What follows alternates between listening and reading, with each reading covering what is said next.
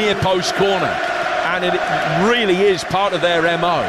And Marco Bizot on the bench, plenty of experience, nearly 500 games in his career, but nearly 50 of those have been European ties. He's never played beyond the second round of any European campaign. So it would be, in a way, like bringing Nigel Spink in. Nigel, a complete rookie, had a magnificent career after that. Bizot's got a good, solid career behind him, but it is a solid career rather than anything else. And, you know, the nerves will be there. If you're 35, you're Nigel Spink and you're 20, maybe you don't know better. You're 35 and you're brought in for a big game. Maybe you're a little bit battle-scarred and the nerves are there. Yeah, World Cup winner, Emi Martinez. Is there a doubt? He's still out there with the warm-up. A great spot from Gabi Agbonlahor. Let me just say something else about Nigel Spink in 1982, coming on after, 10 minutes, and keeping a clean sheet against Bayern Munich. So Villa won 1-0 in that European Cup final in Rotterdam. Bayern Munich had scored 7 across the 2 legs of the semi-final. Rummenigge, Breitner scoring the goals for them. Nigel Spink kept a clean sheet against that lot. It's one of the most incredible performances from a goalkeeper you'll ever hear about. 1982, Aston Villa, incredible performance from him.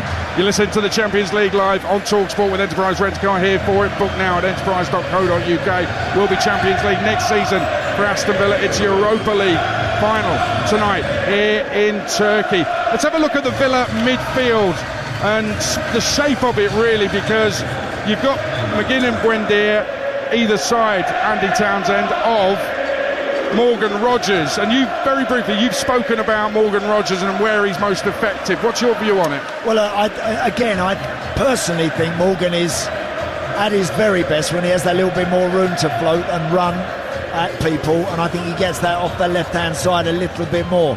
However, on Friday night against Liverpool in the 10 position, I thought he was excellent, and I thought he did actually drive at people from the halfway line to the edge of the box. When he's like that, Gabby, he's very difficult to deny, isn't he? Very difficult to stop. Yeah, when he plays in that number 10 position, he can drift off the right, he can drift to the left, he can stay in the middle, stand still, and he's got a great relationship with Ollie Watkins from that central position. Ollie Watkins just makes a run. Whenever Morgan Rogers turns on the ball, Watkins has gone, and I'm sure you'll see a lot of that today. And Jim Proudfoot, how influential? I'm a big believer in the Villa midfield. I think it's one of the best. Certainly McGinn and Tielemans, when they were out, there was a problem. But how influential has Villa's midfield been? Well, Boubacar Kamara is the man. I know he's not here, but I don't think it really gets the credit. The win percentage when he starts goes from 50%, as near as makes no difference, up to nearly 75%. So how has that come about? Well, the goal score goes up marginally. The goals conceded go down by more than 50%. They've lost over a third of their games when he hasn't started. It's a much higher ratio than for any other central midfielder at the club. Now, just to put that in perspective, their record since he got injured, 12 wins, 9 defeats in League and Cup. They'd only lost 5 out of 29 beforehand. You can look at John McGinn as well, the influence that he has. They've also lost around a third of the games that John hasn't started, although clearly he hasn't started as part of a double pivot since early October. His last 9 have been the role that he's going to play in tonight on the right. But they have lost almost the same number in the 16 he hasn't started as in the 35 that he has, and that just underlines his influence. So, yep, Yuri Tielemans has done a fine job in there, but Villa's record, when he plays, when he doesn't play, is pretty much identical. It drops off markedly when Kamara doesn't play, markedly when McGinn doesn't play. Kamara been out since that FA Cup tie at Spurs in January. And very quick one, Gabi Agbonlahor, yes, on John McGinn. There's a banner in the stadium tonight, yes, saying he should be winning the Ballon d'Or. And I love him, and his finishing just lately has been class. And you as a finisher yourself, you must be able to appreciate how calm and cool and confident he is in front of goal. Yeah, especially his 2 goals against Nottingham Forest. In that position, I've been there many times. You can easily put your foot over the ball and panic. His composure to finish both shots. But the reason why Aston Villa drop off when John McGinn isn't playing, because it's not about his performance, it's about his leadership. He's the one, if he's not going the way that he should be, he's the one that's leading as a captain. He shows it on the pitch. He's not a shouter, but by going in, making a tackle, going in and pressing somebody, legend of the football club. Absolutely. Already a legend, and actually pretty much a legend wherever he goes, winning the Cup with Hibs 10 years ago, which was totally unexpected, and now coming here and doing magical things with Aston Villa. Can he do the same? He's in the Scotland squad for the World Cup this summer. See what happens with them. You listen to the Europa League live on TalkSport with Enterprise Rent-A-Car, whatever it is. They're here for it. Besiktas Park, fantastic stadium, 2 tiers, closed-in bowl of a stadium, very tight to the pitch. Reminds me a little bit of the old Upton Park. No running track. It's going to be 4 walls of noise in here when the game gets underway tonight, live on TalkSport. Kick-off on TalkSport with Ladbrokes. 18+ gambleaware.org. Psst. You. Yeah, you. Listening to the radio. Up to whatever. We just wanted to let you know there's a lotto draw coming up. And it could be you. Yeah, what he said. Lotto. From the National Lottery. Rules and procedures apply. Players must be 18 or over. I remember holding her for the first time. Now, I'm about to walk her down the aisle. Moments like these deserve to be seen clearly. With the Vision Express Eye Care Plan, get 2 pairs from £5.70 a month, including 20% off and an advanced eye test. Vision Express. Step out with confidence. T&Cs apply. Interest-free loan subject to status. VE is a credit broker, not a lender. Representing Adaro Optics Limited. Authorised by the Financial Conduct Authority. Minimum 24-month term. Smart TV. Didn't work. QR code login. Didn't work.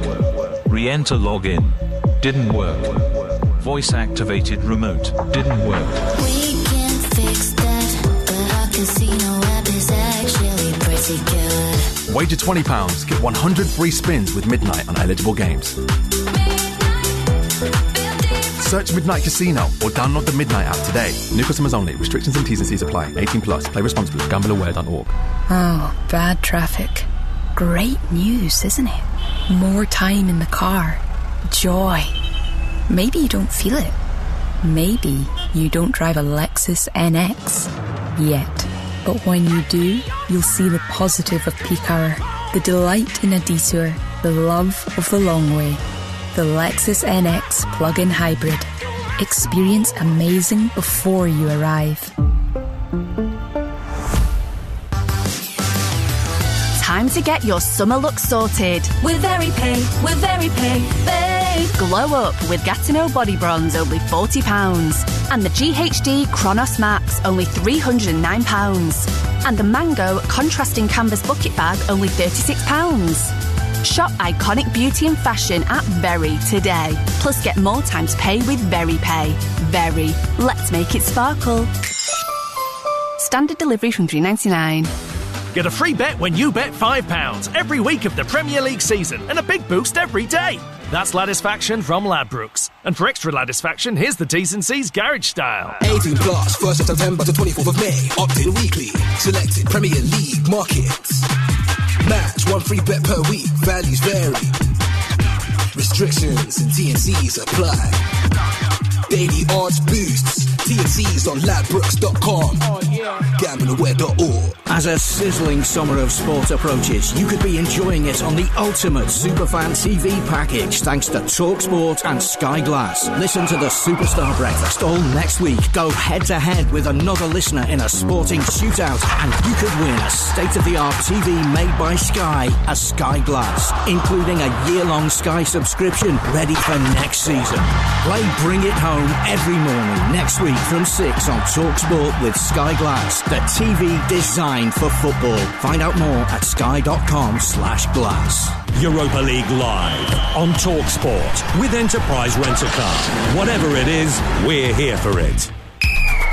TalkSport Sports Headlines with Bostik. For professional grade sealants with easy application and a perfect finish, pros trust Bostik. Good evening, I'm Max Scott here with your sports headlines. We're starting with England women's first T20 against New Zealand. Our cricket editor John Norman's got the latest. Yeah, England choosing to bowl first. You can see why. Difficult track to defend. So 105 for 5 midway point in the 16th over for New Zealand. A good return for England so far. Once they got rid of Sophie Devine, that is 45 from 22. The strike rate of 200. Nobody else has been able to match that. 106 for 5 then New Zealand, and we've got 4 overs remaining in the innings. Brilliant stuff, John. Thank you. Elsewhere, Southampton's appeal against their 4-point deduction and expulsion from the playoff final has been heard this evening. A result on that could come as early as later on in the evening. Meanwhile, we're told Hull City are consulting their lawyers to see if there's a case for them to be promoted straight to the Premier League. And TalkSport understands in the last half an hour, Inter Miami are closing in on the signing of Casemiro. The Brazilian has indicated he wants the move and verbal terms are close to being finalised. Get more on the website, talksport.com. The countdown is on. The 2026 FIFA World Cup, live on TalkSport and TalkSport 2. What a strike! Wonderful goal! Get all the unscripted, unbelievable, unbeatable sporting drama, live from Mexico, Canada, and the United States of America. He scores! All the blistering big match buildup and unequivocal full match commentary of every single game. From the land of the free and the home of the brave. What a moment! The 2026 FIFA World Cup starts June 11th on TalkSport and TalkSport 2. Wow, stunning noise inside Besiktas Park. The Freiburg fans got in early. They are loud, they are choreographed. The Villa fans have responded superbly with their own noise while the players have been warming up. I mean, it's organised from the Freiburg fans. It is loud and proud from the Villa fans. Freiburg outnumbered in the city. Villa fans have seriously outdrunk them as well. The plane I was on over here ran out of beer. Definitely wasn't because of me. Thank you very much. If you managed to see me on the TalkSport 2 show earlier, the S word, I was live on screen from Istanbul. A very drunk Villa fan plonked loudly a bag of beer bottles right next to me. It was right in my face as I was trying to be interviewed on TalkSport 2. He was great, actually, to be fair to him. Big TalkSport listener, and good luck to him and the rest tonight. It's time now to look at the latest football action with Ladbrokes. The big preview on TalkSport with Ladbrokes. Bet on this season's Champions League action live tonight. Visit ladbrokes.com. 18+ gambleaware.org. Let's remind you of the teams. Jim Proudfoot. Villa unchanged. Freiburg have named the same side that pulled things around in the semi-final second leg against Sporting Braga. So Aston Villa, Emi Martinez in goal, although the way that he's warmed up has caused concern. He's been away from the warm-up for the last 4-5 minutes or so downstairs. Maybe getting that finger attended to. In front of him, Cash, Konza, Pau Torres and Digne, Lindelof and Tielemans, McGinn and Buendia wide, Rodgers in support of Watkins, and Onana is back amongst the subs. Atibolo in goal for Freiburg, Kubler, Ginter, Leonhardt and Troy, Eggestein and Höfler, who's playing the last game of his career tonight, Besta, Manzambi and Grifo, and Matanovic up front. Kick-off here in Istanbul, just a shade over 20 minutes away. And a very quick one, Gabriel Bonlahor. Emi Martinez, as Jim said, has been away from the warm-up. He's been back in the dressing room, we believe, for the last 4 or 5 minutes. He's not facing shots in the warm-up. This has got to be a concern. Yeah, but you know what? It does happen a lot with goalkeepers, though. They don't like... It's always the sub-goalkeepers that we used to do shooting against. The first-choice goalkeeper, they don't want to be punished, don't want to go in, but it's definitely a worry, this finger injury, 100%. Well, we'll keep an eye on it. Nothing confirmed as yet, but there is something going on, we know that. That's all thanks to Ladbrokes, 18+, begambleaware.org. The big preview on TalkSport with Ladbrokes. Get a free bet every week of the season and a big boost every day. That's Ladisfaction. Minimum £5 bet. Conditions apply. 18+ gambleaware.org. Sevilla to win it. Kevin Galmero. It's Sevilla's cup. Liverpool have been beaten in the 2016 Europa League Final. It's Sevilla 3, Liverpool 1. Chelsea are in area, diving header played in towards Eden Hazard. He sweeps it in. Lacazette going up for it, cleared by Chelsea, and they have won the Europa League. David De Gea has to score this. He's saved by the diving Rulli, diving to his left-hand side. And it's Villarreal that win the Europa League for 2021. Well, we've got next week's Europa Conference League final, Palace against Rayo Vallecano, live from Leipzig on TalkSport. Then a week on Saturday, Arsenal against PSG in the Champions League final, live from Budapest on TalkSport. And if Arsenal want any tips, they speak to their old manager, Unai Emery. Just over a year ago, Villa beat another of his former clubs, Paris Saint-Germain, in the Champions League, 3-2 at Villa Park, narrowly going out 5-4 on aggregate to the eventual winners. Emery yet to crack the Champions League, but he's the master of the Europa League, a record 4 wins in this cup, and this is his 6th final. But what does that mean? Jim Proudfoot, Unai has had Champions League chances but not delivered. Why is that? Well, he hasn't had as many Champions League chances as he probably should have done. If you think how well he did with Aston Villa last year, he got them through to the quarter-finals. They took notable scalps along the way. The games against PSG and Bayern Munich will always live long in the memory of their supporters. The only club that he's ever really been at that has been a consistent Champions League outfit, and I don't mean that with any disrespect to Arsenal, is PSG. Now, when he took over at Arsenal, he did so from Arsene Wenger, but he inherited a side that was on the slide and consequently was playing Europa League football, got them to the final in that. When he was with PSG, they came up 1 year against Real Madrid, who were the holders. The other year that he was there, they had that extraordinary game, La Remontada, against Barcelona, where they blew that 4-0 first leg lead. And had they not done that, you don't know how far they might have gone that year. So I think he's just been unlucky. He's just been in the wrong place at the wrong time. But I think that if you have a look at what he has achieved in this competition with Villarreal, winning it in 2021, the success that he had with Sevilla, winning it, getting to the final with Valencia, getting to the final with Arsenal, I think it's an extraordinary record that really underlines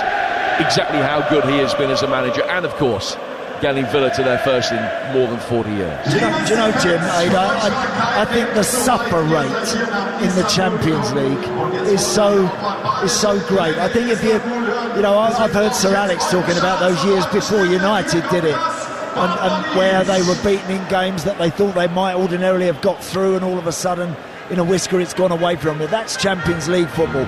In a split second, your hopes and aspirations can be shot to pieces, and because of the level of and the quality in the competition, it's not quite so hot in this one.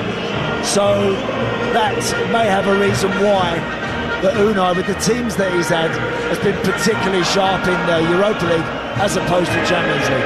Well, it's really unlucky that when you're with PSG and there's that, it's a shadow hanging over them at that time, that they needed to win it and they didn't win it. Round of 16 he comes up against Barcelona, remontada, unbelievable, and then the next season it's Real Madrid, round of 16. That's bad luck, but I mean, I'm looking away to my left now, and the Villa fans, the maroon and blue, claret and blue, Gabi Agbonlahor. Wow. What a sight that is. That is unbelievable. I've got goosebumps here. The adrenaline's starting to come. This is an amazing atmosphere. Both sets of fans. But Villa have got 75% of the crowd here, and they're dominating with the noise. They are. They've got the V, Villa V, and the claret and the blue V in the top tier as well. All the scarves have been out from the Freiburg fans away to our right. Sensational scenes inside Besiktas Park. And listen, Andy Townsend, we know the Europa League is second tier to Champions League. Still a great thing to win the Europa League. Interesting to note, in his press conference yesterday, Unai Emery didn't want to talk about previous Europa League successes. He didn't want to be called the Europa League king. And you can understand why. He wants to be seen as elite. He wants to be successful in the Champions League. Yes, he does. I mean, look, he's a modest guy. That's the kind of way he is anyway. He will always play down, I think, his own achievements, but they are significant. In this competition, there isn't any coach out there that is better than him at guiding a team, steering a team through it, and getting over the line at the end of it. So, look, and that's, I think, is a fantastic tool to have as a coach, knowing that you've been there, seen it, done it, not once, not twice, not three, four times. It is incredible but do you think he won't be considered elite until he does it in the Champions League? No, I call him an elite manager now. I think he is an elite manager. I think what he's done with his club has been hugely significant and not easy, not straightforward. And they haven't stopped yet. That's why tonight is really important to get over the line, get a trophy in his back pocket with this Villa team, and then go again, and then kick on again, and then see where they can end up maybe in the Champions League next season. Talked about him maybe being a little bit unlucky in running throughout his managerial career. All you can do is get to the finals of the competitions you're in. Only Trapattoni has now coached in more European finals than Unai Emery in history. He's right up there. That's some stat that. And listen to that. Gabby Agbonlahor, are you getting emotional? You know what, I am, to be fair, because I know how much this means to Aston Villa fans all across the world. We've met fans that have come from Australia, from America, wherever they've come for this final. Loads back home, loads in Istanbul without tickets. But to see these flags, these claret and blue flags waving around, this song coming on, this means so much. To get it over the line will be massive for this football club. And let me tell you, Gary, you've been there many times. Villa Park, on those big nights. I was there for the Bayern Munich, I was there for the PSG. Those nights, the atmosphere was sensational. They are recreating that here, This aren't they? feels like a home game. This really does. Aston Villa, I'd say, have got 75% of the fan base in this stadium. This feels like about Villa Park. Wow. Oh, Aston Villa are here. They're in Istanbul. They're in Besiktas Park. They're here for the Europa League Final. You're listening to Kickoff on TalkSport with Ladbrokes. 18+, begambleaware.org. Less than 15 till we get underway live on TalkSport. Kickoff on TalkSport with Ladbrokes. 18+, gambleaware.org. When it comes to drama, This is a monumental moment. tension, Big chance here. and elation, And the ball is in the back of the net. the Premier League has it all. And this season you can hear it all on Game Day, TalkSport's essential Premier League destination. Job done. Get set for Game Day on TalkSport with Sky Sports. Watch more of your team in the Premier League or EFL on Sky Sports flexibly with a Now Sports membership. Terms apply. Oh, bad traffic. Great news, isn't it? More time in the car. Joy. Maybe you don't feel it. Maybe you don't drive a Lexus NX yet. But when you do, you'll see the positive of peak hour, the delight in a detour, the love of the long way. The Lexus NX plug-in hybrid. Experience amazing before you arrive. There are things in life we make more complicated than they need to be, and things that we worry about that we don't need to, like making tax digital for income tax. SumUp's free MTD for income tax solution is ideal for sole traders turning over more than $50,000 a year. It's already built into the SumUp platform, so you can stay compliant without paying for software or worrying about getting it wrong. Did I mention it's free? Getting started is easy. Just search SumUp MTD online. Get a free bet when you bet £5 every week of the Premier League season and a big boost every day. That's Ladisfaction from Ladbrokes. And for extra Ladisfaction, here's the T&C's Garage Style. 18+, 1st of September to 24th of May. Opt-in weekly. Selected Premier League markets. Match 1 free bet per week. Values vary. Restrictions and T&Cs apply. Daily odds boosts. T&Cs on ladbrokes.com. Gambleaware.org. I remember holding her for the first time. Now, I'm about to walk her down the aisle. Moments like these deserve to be seen clearly. With the Vision Express eye care plan, get 2 pairs from £5.70 a month, including 20% off and an advanced eye test. Vision Express. Step out with confidence. T&Cs apply. Interest-free loan subject to status. VE is a credit broker, not a lender. Representing Adaro Optics Limited. Authorised by the Financial Conduct Authority. Minimum 24-month term. Switching to Vodafone full fibre broadband is now as easy as pie. Oh, freshly baked. It's a walk in the park. Hello, little fella. It's like taking candy from a baby. Come on, as if I'd do that. With One Touch Switch, it's easy. We sort everything out for you. We even contact your current provider. Plus, we'll help towards leaving fees. Switch today to full fibre broadband with Vodafone. Up to £200 credit to cover leaving fees. More information and terms at vodafone.co.uk/broadband. Whatever kind of football fan you are, TalkSport and the Coral Daily Download are here for it to celebrate the fans every day. Whether you're a front row seater or a prawn sandwich eater, a half-and-half scarf wearer or lifelong faithful torchbearer. A retro shirt for every game, or bare-chested, even in the rain. For all the latest news, reaction and odds this season, don't miss the Coral Daily Download. Every morning from 6 on Talk Sport with Coral. We're here for the fans. 18 plus, gambleaware.org. Europa League Live on Talk Sport with Enterprise Rent-A-Car. Here for it. Book now at enterprise.co.uk. The UK's #1 football experience. Kick off live on Talk Sport. Will come again with Buendia. Oh, good quick feed from him. He's inside the penalty area. Drawing square, and only Watkins fires it in. First leg was decided by a penalty. Could this second one be as well? It's Buendia. Fired into the bottom left-hand corner. Wants his cushion header, played by Watkins. It's John McGinn, and it is surely Aston Villa go to Istanbul. He went up on aggregate. They're hungry for more. It's McGinn again.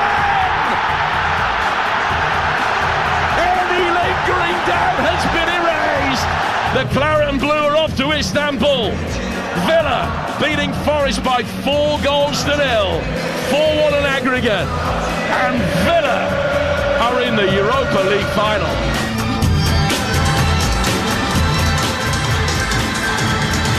What a noise inside Besiktas Park here in Istanbul ahead of the Europa League Final. Aston Villa taking on Freiburg. The light show has started. The dance show has started. They are throwing shapes out on the pitch ahead of the teams coming out for this Europa League Final. A big showpiece UEFA occasion. And Aston Villa are hoping to win a first trophy in 30 years. Unai Emery won 3 Europa Leagues in successive years with Sevilla, then won it again with Villarreal, beating Man United in the final in Gdansk 5 years ago. He lost the final in 2019 to Arsenal, battered 4-1 in the final against Chelsea in Baku, as a huge Aston Villa banner comes out from the corner away to our left with the Villa crest, the lion on it. Prepared is the motto, and let's hope they are fully prepared for this Europa League Final tonight. Another banner ahead of it, up the Villa, UTV is what it says. This game brought to you in partnership with TNT Sports, the home of European football. And it's pretty much, Gabby, what I've been saying to Aston Villa fans in Istanbul all week. Up the Villa, up the Villa, up the Villa. Pride of the Midlands, Adrian. And Andy Townsend, this stadium is perfect for this event, isn't it? Do you know what? I was just thinking exactly that. When Gabby and I walked down here earlier, Adrian, you can actually only see half of it from the road. You don't actually think it's that deep, that tall. When you get in here, it goes down into the ground, and it's some stadium. It's the steepest bowl you've ever seen, and it's creating a very special noise. I think we're going to have a fantastic night. I really do. Oh yeah, the Freiburg banners are out. All the fans are getting ready. Tifos about to be unfurled. Just watch out for the Freiburg keeper, Atabolu, who's in goal actually for Germany's under-21s in the Euro final last summer that England won in Bratislava. England won it 3-2. One of the England scorers that night, Harvey Elliott. And he's not around, even though he's a Villa player. Last summer, actually, Aston Villa were chaos. Emi Martinez said a tearful farewell and then didn't leave. Harvey Elliott arrived and then didn't play. Emery and players were noisily complaining, openly complaining about how financial restrictions were holding the club back, and they started the season with 1 point and 1 goal in their first 5 games. Nobody thought they would end up here in the Europa League Final. Up the Villa, big lion's face, that's the Tifo, away to our left, and the big claws are out for that lion. Freiburg have got their own away to our right. If I could understand German, I'm not even sure I can make out what the words say, but we'll try and get that translated for you. But it's all red away to our right, and that's how well choreographed it is. It was all white all night, and now it's all red among the Germans. Claret and blue for the Villa as the Europa League trophy makes its way out onto the pitch. But Gabby Agbonlahor, that start to the season, 1 point, 1 goal in the first 5 games. There were real concerns for Aston Villa, weren't there? 100%. I think every Villa fan was thinking, oh, it's going to be one of those seasons. Losing Jacob Ramsey, who's key to Aston Villa, maybe not having the transfer window that they expected, but this manager doesn't panic. Aston Villa lost 1-0 to Nottingham Forest. First leg, didn't panic, no problem. Second leg, got it done. I have faith in his manager, and I trust he will bring this cup home for Aston Villa. Well, you've got faith in the manager. So have the Villa owners. They kind of give him free rein to run the club how he wants. So far, so good with that. Yes, and that's every manager's dream. We've seen what happens with Chelsea, Maresca. Unai Emery has been given the keys to Aston Villa by the owners. There you go. They think they're paying $6 million compensation for him from Villarreal. Go and win us a trophy. Go and get us into the Champions League. And that's what he's going to do. Other clubs should follow suit.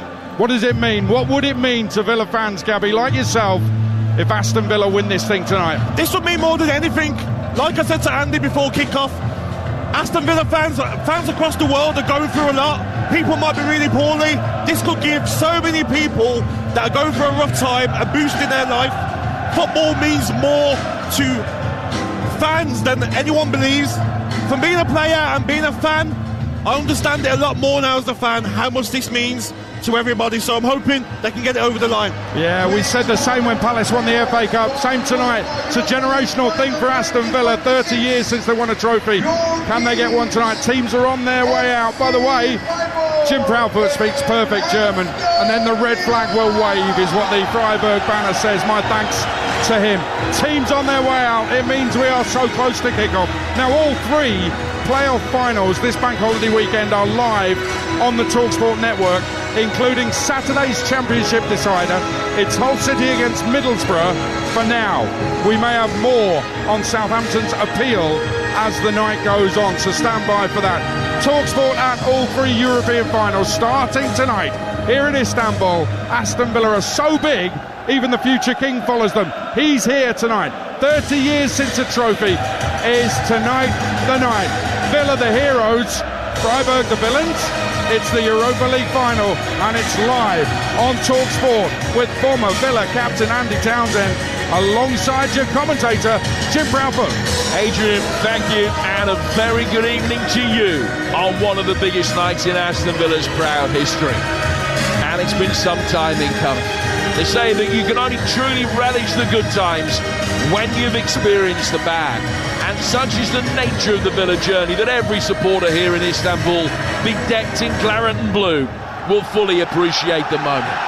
Those of a certain age were raised on cup successes, the league title, Rotterdam, 6 major honours in 20-odd years. Hard to think then of the barren years that would follow. 3 success-starved decades, relegation, a finish in the bottom half of the championship, before slowly the ashes cleared for the Phoenix to rise. It was only the arrival of Unai Emery that really swept them away. The Europa League specialist, drafted in to sort out a team that, when they kicked off his first game in charge, were only out of the relegation zone on alphabetical order. They won that day, and on well over half of his days since, a rise that took them from the bottom 4 to a Conference League semi-final, then a Champions League quarter-final after 40 years out of the competition, and now to Istanbul. And how fitting that the game is played here at this ground, because this is the site of Villa's first ever away win in European football, which came in this competition nearly 50 years ago. The new Besiktas Stadium, where we are tonight, replaced the club's old ground, the Inonu Stadium, which hosted a UEFA Cup tie between Fenerbahce and Villa. Villa won that with goals from John Dean and Brian Little on their way to a quarter-final defeat to Barcelona. They wouldn't be back in Europe until the club's most glorious hour 4 seasons later. But will their second most glorious follow on tonight? This is how the two teams line up. Martinez in goal for Villa. Cash, Konsa, Pau Torres and Dino. Lindelof and Tielemans. McGinn and Buendia wide. Rogers coming up the flank in support of Ollie Watkins. The bench, Mings, Elliott, Andres Garcia and Abraham. Sancho, Douglas Luiz, Maatsen, Onana, Bakada and Bailey. Keepers Wright and Bizot. For Freiburg, a Tuvalu in goal. Kubler, Ginter, Leonhardt and True. Eggestein and Höfler. Besterman, Zambi and Grifo. And Matanovic. Freiburg in all red. Villa as if it's an omen again, in the same pristine white kit with light blue trim that they wore in the 1982 European Cup final. Referee tonight, Francois Letechier. Villa will kick from left to right in this first half, attacking the Bosphorus end of the ground, defending the end that houses the majority of the Villa support. It's a night that's been years in the making, that's all the better for the wait. More than 40 years after their last European glory, can Aston Villa make Istanbul as special as Rotterdam? Freiburg stand in their way in the 2026 Europa League Final, and we are underway. Here's Pau Torres, winner in this competition before, in the VAR team that beat Manchester United back in 2021. He's played the ball through towards Yuri Tielemans, who's been dispossessed. Manzambi, wearing 44, playing at 10, the youngster in this Freiburg side. He's one possession back, and he will find the fullback Kubler. Ball in from Bester, the bearded winger, flicked on towards goal by Mantanovic. And he's headed it wide, but a sight of goal inside the opening 40 seconds for Freiburg. The final's underway, and alongside me, the former Villa captain and perennial Villa legend, Andy Townsend. Jim, what a pleasure to be here. What an atmosphere. Very positive start to the game from Freiburg there, applying a bit of pressure, little press, whipping the ball into the box, and Mantanovic getting his head on it. But I think what's really important for Villa tonight, they do come into this tie as favourites. They do come into this tie as, I think, a team that really are expected to make the run-in. So do it. Might take the first 5 minutes to kind of get to grips with your opposite number and come to terms with where you are and what's happening. But then, on the front foot, get Rodgers and Watkins involved in the game as quick as they can. This game brought to you in association with TNT Sports, the home of European football. The ball at the back with the two Freiburg centre-halves, Ginter to Leonhardt. Back out for Ginter again. He's played more European games for Freiburg than anybody else in their history. His ball forward, seized upon by Manzambi. Little 1-2 between him and Matanovic. Excellent challenge comes in from Tielemans to win it back. And a straight ball through the middle is fielded by Watkins. To his right is Morgan Rodgers. Right-footed, very nearly in. Well saved by the diving Atubalo. Great strike from Morgan Rodgers on his right foot, arrowing towards the bottom left-hand corner.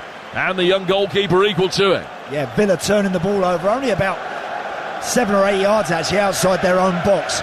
Couple of very swift passes. Morgan Rodgers picking it up on the half turn, as he did an awful lot against Liverpool in that second half on Friday night.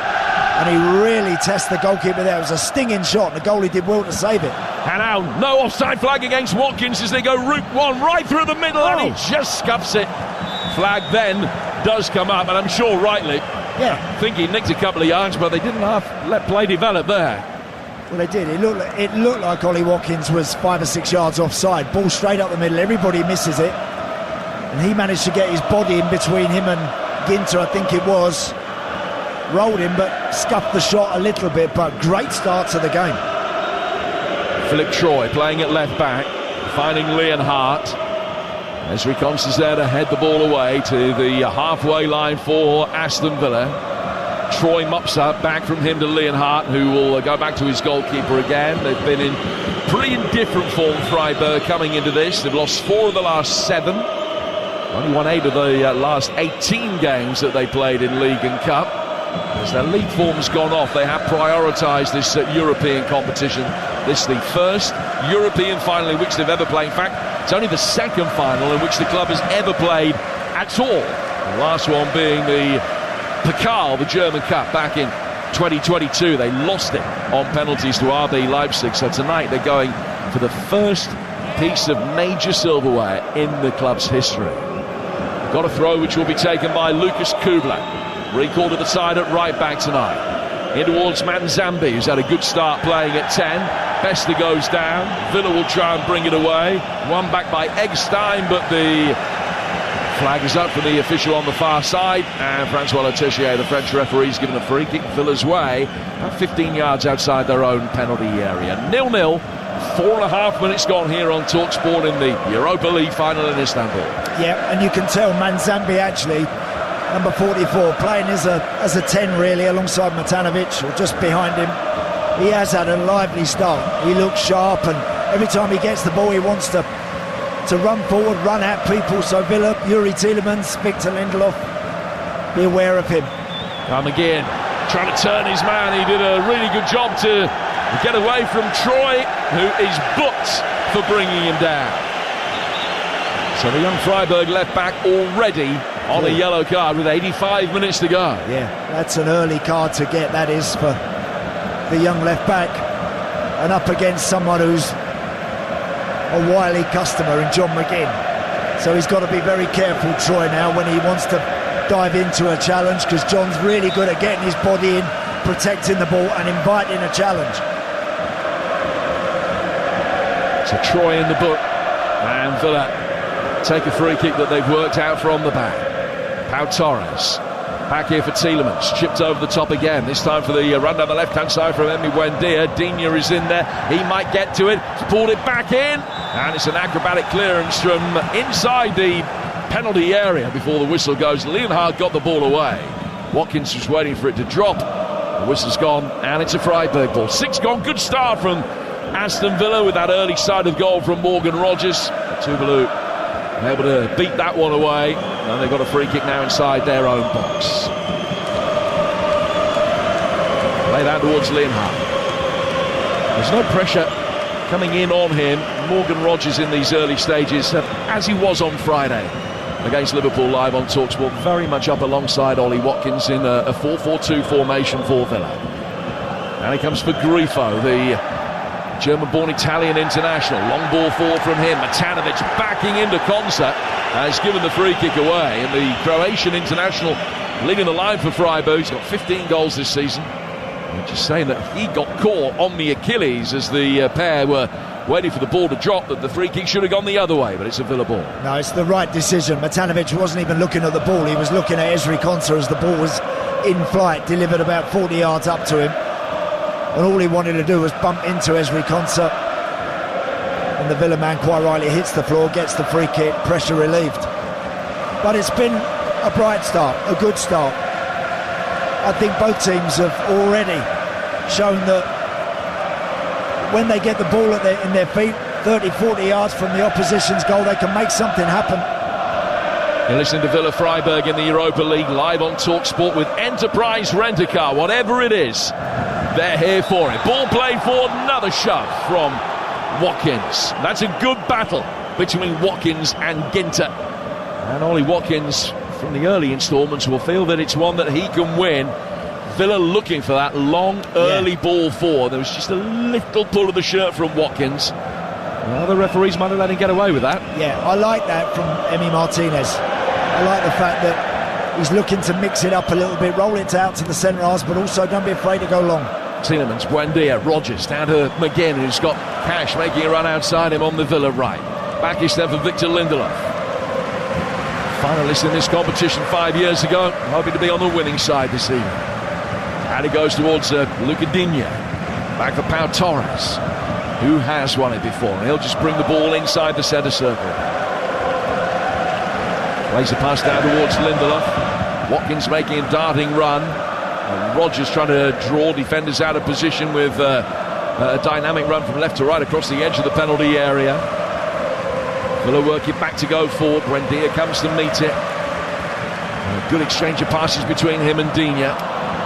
And then the ball in towards Morgan Rogers was a poor one, and the back pass was even worse, but Tuvalu who saw it coming sprints outside his penalty area and was just able to clear to bail out Leonhard, who's had a nervy start. Yes. That was really under-hit. Yeah, poor back pass that. Players always think they can go back to the goalkeeper. That was a bad decision. Villa take a throw, it's hooked away. Buendia then, in his bright yellow boots, able to bring the ball down over on the far touchline of Villa left. Men in white coming forward again, and a Tuvalu scampering across his line. Very grateful to see that one from Rodgers drift past the top right-hand corner. Yeah, Villa the better side, Andy, through 9. Certainly are. Morgan Rodgers in that kind of position where he floats just slightly towards the left side, curling it into that far corner. Like we saw him do against Liverpool, like we saw him do against Manchester United. He's done that a lot lately in that position, and he's very dangerous when he gets the ball. Well, the perceived wisdom of how Freiburg would play is that they would try and condense things into the middle. They would defend pretty narrow. They'd funnel Aston Villa out wide. But that's the game plan. It hasn't been effective for them so far, because Manzambi gives it away, because Villa are able to get it forward very directly and quickly through the middle and make good headway. They've won another free kick here as Tielemans is brought down. Yeah, the game's quite open from a Freiburg point of view. I think certainly in behind their central midfield players, Morgan Rodgers can float and just be clever and cute. I can see him getting a lot of ball on the half turn and giving them an awful lot of problems. TalkSport live at the Beşiktaş Stadium in Istanbul. 0-0, 10 gone between Villa and Freiburg. Ball is played forward. Watkins making his way to the edge of the penalty area. Now it's swept in deep towards the far post, but over Pau Torres' head. Freiburg player has gone down injured. Just giving a little shove as the ball came through, and it's going to be a goal kick rather than a free kick that'll be taken by a Tuvalu away to our right-hand side. Don't forget, the final day of the Premier League season coming your way on Sunday. Join us for the fastest around the ground service. Spurs and West Ham both fighting to avoid the drop. It's going to go right to the wire. We've got every goal, every twist, every moment of drama as it happens with Adrian Durham. Who's going to stay up, who's going to go down? We'll find out together live on TalkSport this Sunday from 2 p.m. Wonderful noise about the place, has been for hours, and both sets of supporters have played their part in that. So Freiburg supporters you can hear away to our right-hand side predominantly at the moment, but Villa, who've been playing the better football. Matanovic flicking on a long ball, looking for Mazambi, then Griffo is in there. Mazambi, the 20-year-old Swiss international, brings it down. Villa win it back. Pau Torres getting it back for Martinez, showing any ill effects of the finger injury that we suspect he was suffering with in the warm-up. No suspicion that he wasn't going to come out and start this game. He's cleared here into the feet of Buendia. He's done really well to bring that down under pressure, to sweep it back towards Lindelof. Villa looking long, great ball out towards Watkins. Flag stays down for now. Rodgers making a darting run in towards the penalty spot that Kubler can clear. It was a poor cross that was hit in behind the cavalry that was arriving. Yeah, good chance there actually. Good run from Ollie Watkins, drifted out into the wide left position. McGinn found him. He was looking for Morgan Rodgers in the box, a weak cross really with his left foot, and it's easily defended. Villa with this brilliant record in Europe so far this season. 12 wins in this competition. No other side in the Europa League this season has won more than 9. Freiburg have also won 9, but they've been beaten 3 times. And there have only been 2 games Villa haven't won so far. They're also the top scorers. Only team that have averaged 2 goals a game that have got into the latter stages. Brilliant against Nottingham Forest, when it must have been, I thought, that might have their work cut out to be able to qualify after they just had an indifferent performance up on Trent's side in the first leg, but they turned it around superbly. Have it again here with Watkins, looking for Rodgers, but cut out by Kubler. And Leonhardt will get it away. Just drifts over the head of Yuri Tielemans, who jumped high. Got the top of his head to it to flick it back to a teammate, and then there's a handball, which has given Aston Villa a free kick in Freiburg territory. Yeah, most of the game actually. Where are we now, Jim? The last sort of 8 minutes, most of it has been played in Freiburg's half of the field. Villa kind of threatening to stitch 2 or 3 clever passes together, just in and around the Freiburg midfield. I think if they do that, I honestly feel there's going to be chances for them to work and Tuvalu very soon. No causes for concern as yet. for Aston Villa. That one header wide from Matanovic inside the opening 40 seconds. Since then, Emi Martinez has had nothing to do other than field balls played back to him. Mazambi in there now, and they have got a free kick in a wide position. And part of the team talk from Unai Emery tonight inevitably would have been don't give free kicks away, because Freiburg are a team that can exploit this kind of situation. And having seen highlights of some of their recent games from a situation like this, what they often do is get one of the fullbacks here to push one of the defenders to play everybody onside. Push them back into the box. Keep your eye on 27, Kubler, who's got Matty Cash with him. What usually happens is there'll be a shove from him. That will play people back onside. It is coming. It was Rodgers, actually, that they shoved into a position deep inside his penalty area. That plays everybody onside when the ball is in. Villa got it away, and then Buendia has fouled his man, and he is cautioned. So it's a free kick that'll be taken in a better position still now for Freiburg. The officials have got to keep an eye on it. I mean, it's something that they do in every game they play. Well, look, there's so much that goes on nowadays with wide free kicks, with corners, etc. You're absolutely right, Jim. It was a good spot. I think Emi Buendia is so unlucky to get a yellow card. I mean, look, the ball's coming out to him towards his chest, almost up around his throat. He's got to get his arms up to try and control the thing. And he puts his arm across the Freiburg player, and immediately the referee comes over and gives him a yellow card for that. I think that's harsh. Well, Francois Letechier has set his stall out. I mean, Troy could easily have been excused. His foul on McGinn in the early stages, and Buendia is certainly unlucky not to have been there. This free kick is in a slightly better situation for them than the previous one. The previous one was almost right out on the far side, on the touchline. This one is 15 yards further in and about 40 yards out, but it's going to be whipped in. Villa holding the edge of the box. So the centre halves are forward, including Ginter, who's at the wrong side of Lindelof at the moment. Villa have got to make sure that they stand firm. In comes the delivery towards Ginter. Left-footed effort from distance, dragged wide by Höfler. Decent attempt as it fell to him, 22 yards out. Freiburg winning the second ball on the edge of the penalty area, which is their MO from set pieces. But Villa stood firm.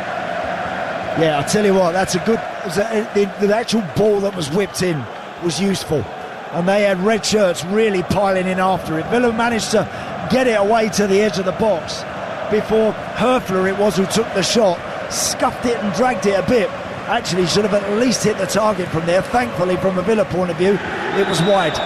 Well, had he hit the target, it might well have beaten Martinez, who could only have seen it late. Well, it would have been a fairy tale ending to his career, potentially. It is the last game of his career, the 36-year-old. The vast majority of the 500 have come in Freiburg colours. He's not really featured too much. He's been injured for a lot of the season. Very nearly wrote an epic farewell note there. Villa with a free kick of their own, deep inside their own half. Get it for Watkins and Rodgers are able to combine. Villa in all white tonight. They're kicking from left to right in this first half. They'll be attacking the end of the ground that houses the vociferous Villa support in the second period. Konsa under a little bit of pressure. Matanovic leading the press. Taking too long there, Esri Konsa. Dwelling on the ball a little bit. Matanovic onto him very quickly. Torres, Buendia, back towards Lindelof, who's excelling in this new, more advanced role. Remember, a fortnight ago, he hadn't started in central midfield for 10 years. Fourth game in a row. Ball played forward again by Villa, but in behind Rodgers, who'd made a run away from it. Expecting that Buendia was going to come to meet that.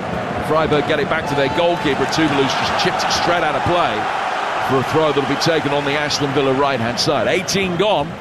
Villa the better team, but the best individual chance of the night so far falling to Höfler, dragging it just wide of Emi Martinez's post a couple of minutes ago. It's 0-0.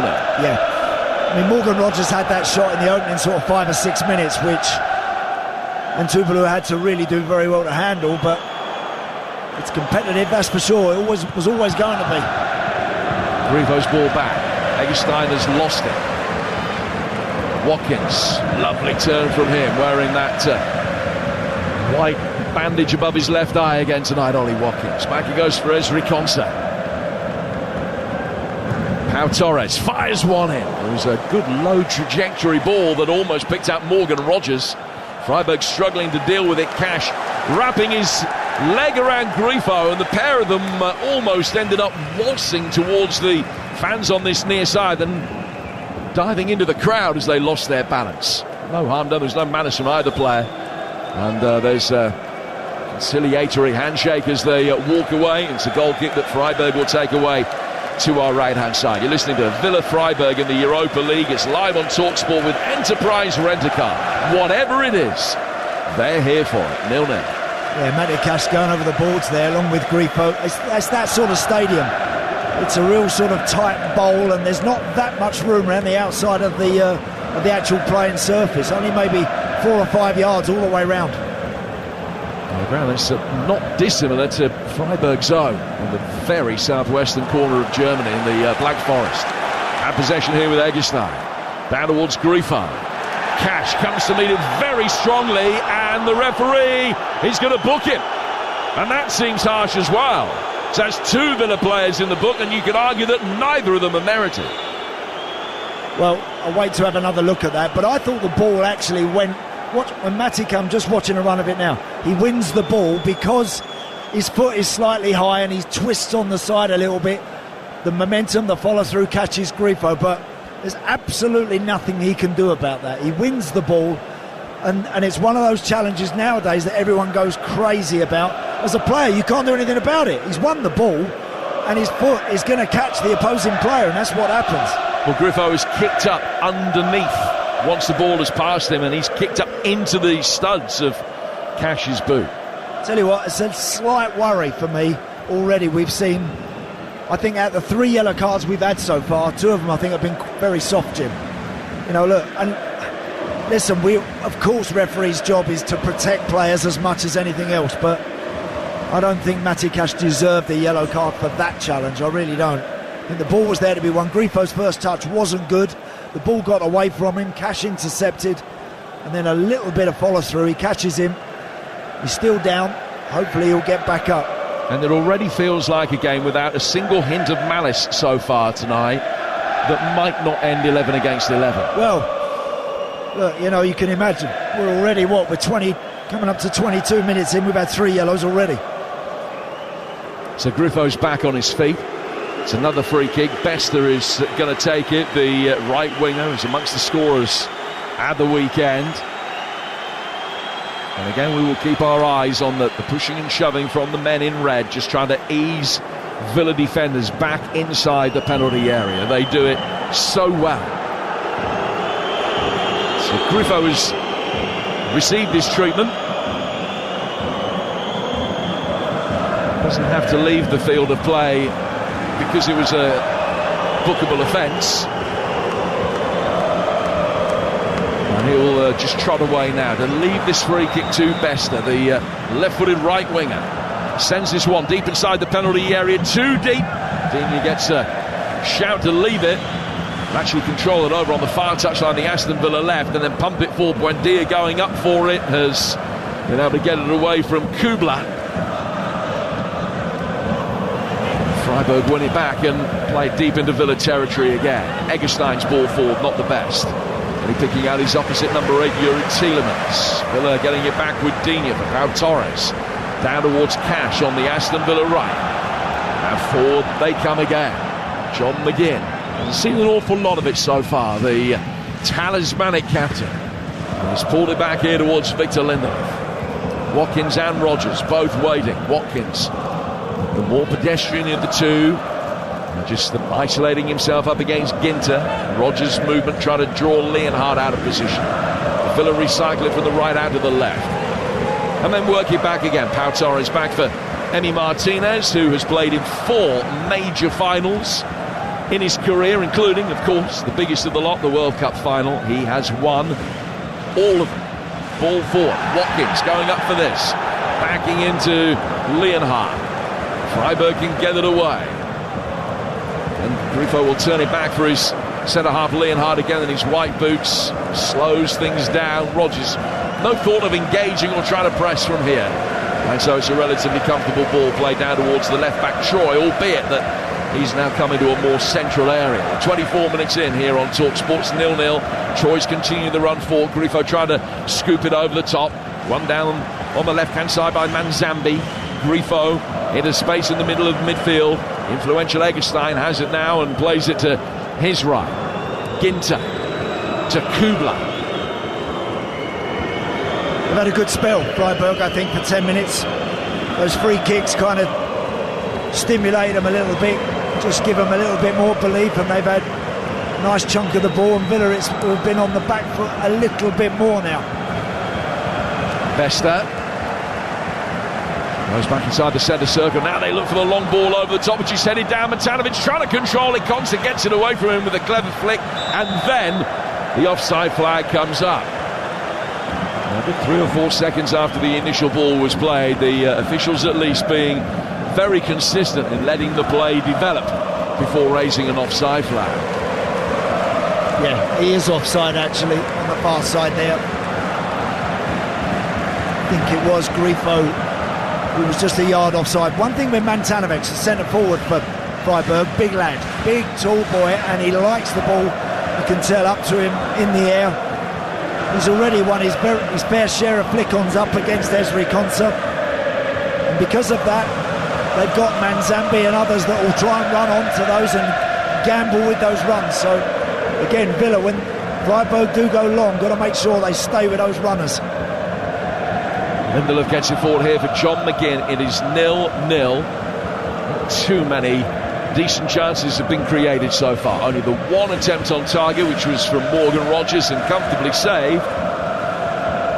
Villa again with a long ball pinged forward over the top for the run of Watkins. He sensed he was offside. Tell you what, they weren't marking him. I mean, Emi Martinez has now done that, what, 4 times, Jim? Yeah. When he's had the ball at his feet, the goalkeeper, he's pinged it 70 yards straight up the middle of the pitch to Ollie Watkins every time. Watkins has backed in and tried to hang on to it, but that time there it was just went over his head. Nobody marking him at all. And that was the combination that provided a goal at Burnley recently, with the Martinez ball forward for Ollie Watkins, one of the rare Premier League assists from a goalkeeper this season. Freiburg have it.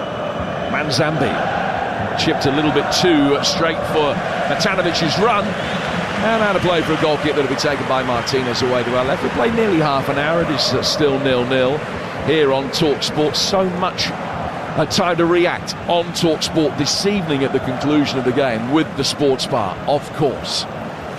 Jamie O'Hara and Jason Cundy taking your calls tonight, and then tomorrow back on breakfast, Ali McCoist and Gabby taking your calls. I would imagine that if this goes successfully, Gabby might not have slept, but we'll see. And tomorrow morning at 6 o'clock your time, 8 o'clock here, those extra 2 hours could be of paramount importance for Gabby tomorrow morning. Everybody will be on the Sports Bar come hell or high water. Here's Lindelof. He's gone back for Ezri Konsa. 27 minutes gone. Back from him to Cash. Down to the Villa right-hand side again for John McGinn. 0-0 the score. The single best chance so far falling Freiburg's way. Dragged wide by Höfler. Cash. A good attempt by Watkins, just trying to spin in behind Leonhardt. Deliberately let the ball run when had he just backed in and brought it down, it might have been a better bet. And it's very easy to say with the benefit of hindsight from 70 yards away. Yeah, the ball bounced actually about 10 yards before Ollie Watkins, and which didn't do him any favours. Strikers would much prefer the ball is wrapped into them with a bit of pace on it. That one was clipped into him, and it gave Leonhardt a chance to really get close to Watkins, and he dealt with it. It's been such good goal scoring form. Ollie Watkins 10 in his last 11 games. He's scored in 5 goals in his 6 knockout ties in this competition this season. Will that form be enough for him to get into the World Cup squad? We'll find out. It's going to be named Friday morning, and you'll hear that announcement on TalkSport. Just looking at the way they're lining up, there is nobody front screening Ollie Watkins, which is why Emi Martinez has gone long a couple of times, and I think there'll be an opportunity for Watkins to have more ball into his feet. None of those midfield players are sort of front screening him. Usually part of your job as a midfield player is to deny the ball into the opposing striker's feet. Look at Ollie Watkins now, standing there with no midfield player anywhere near him. Can Villa find him a little bit more? Yeah, you would have imagined that it's Eggestein who's been detailed to do that. Cash getting it forward. Watkins back for Cash. He's inside the penalty area, trying to improvise with a scoop ball in with the outside of the right foot. It's half cleared. Digne then heading it back on, and Kubler trying to shepherd the ball out of play, and Kubler can. It's out of play for a goal kick that'll be taken by the Freiburg keeper. That's a ball away to our right-hand side. We played half an hour. It's 0-0. Not a lot in the game. It's a tight game.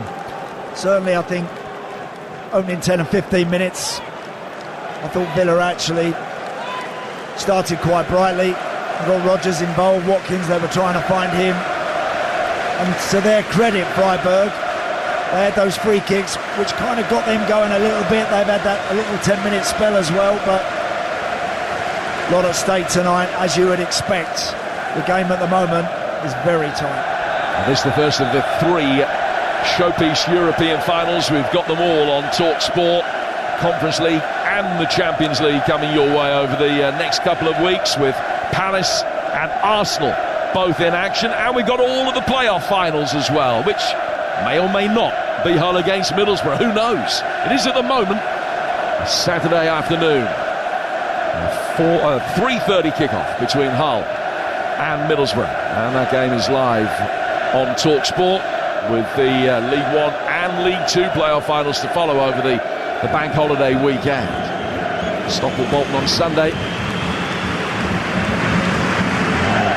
Intriguing local derby. That's an earlier kick-off, incidentally. That's a 1 o'clock start for that game. Ross County against Salford, the Monday game in League Two. Leonhardt wearing 3, playing centre-half. To the vastly experienced Ginter to his right-hand side. Ginter with more than 50 Germany caps behind him. Receiving a return ball from the right-back Kubler. Back to Eggestein again. Now to Leonhardt. Eggestein drops off. Tanovic does likewise. The big striker has played forward, and Kubler had made a run. I just thought that Bester was going to be another 10 yards further down the line, and he's just passed it straight out of play in front of the Villa fans for a throw that will be taken in the left-back position. 0-0 here on TalkSport with 13 minutes to go in this first half, Andy. Yep, just looking at Unai Emery down below us, hands in his pockets. I think he'd like to see perhaps just a little more control of the ball, but look, Manzambi is dropping off that front line and adding to that Freiburg midfield, and they've had a nice amount of the ball, in fairness to them. Yeah, possession marginally in Villa's favour, not an awful lot in it at the moment, mid-50s to mid-40s. Again, that's often the Freiburg way. That has developed since the change of coach. Julian Schuster is the man in charge of them these days. He's got it his side now, bringing it forward with Troy. McGinn had gone down, the referee said play on. Kubler tried to send a ball through.